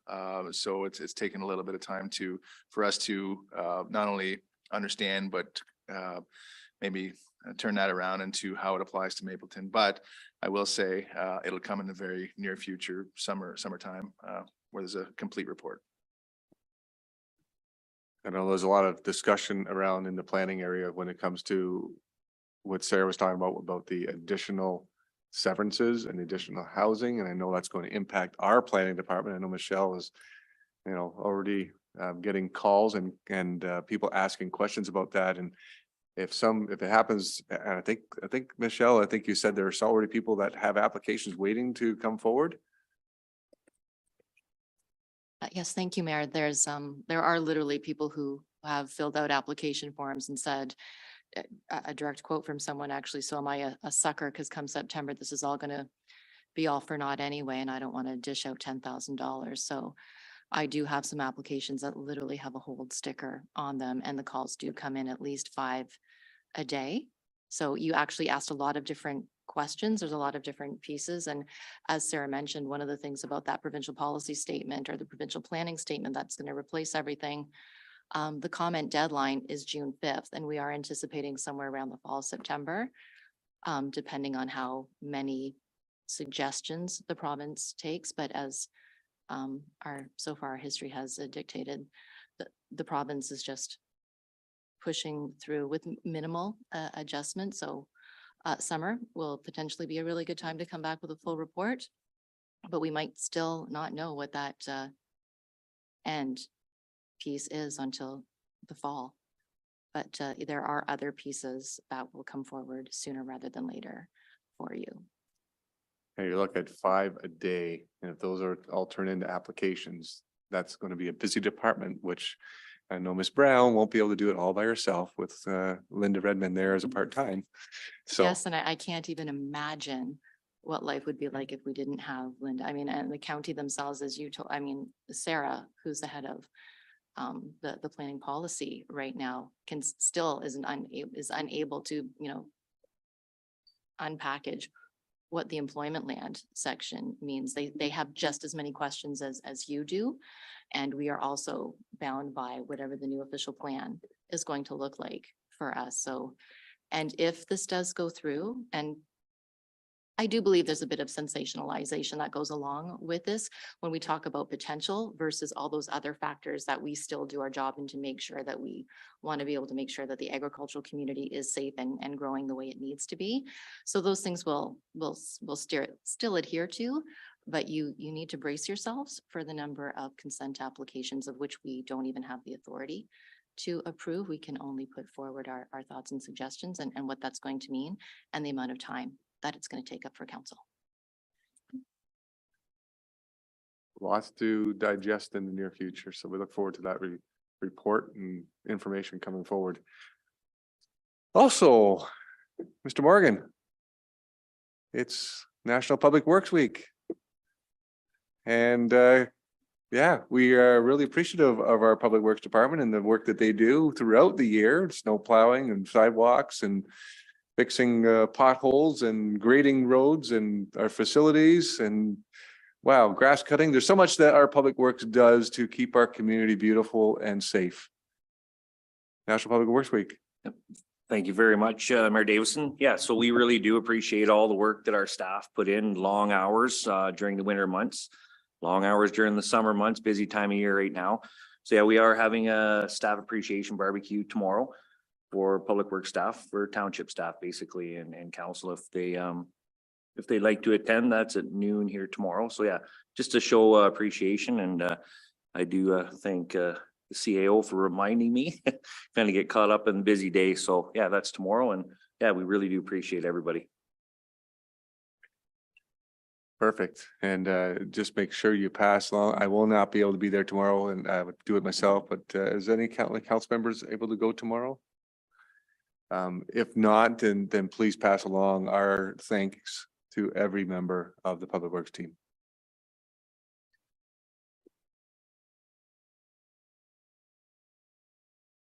Right now, we'll go into the closed session. Moved by Council Reed, second by Councilor Martin, the township may able to council move into a closed session to consider the following subject matters: review and adoption of the closed session minutes, May 9th, 2023, and a proposed or pending acquisition or disposition of land by the municipality. All in favor? 10-minute break. That's carried.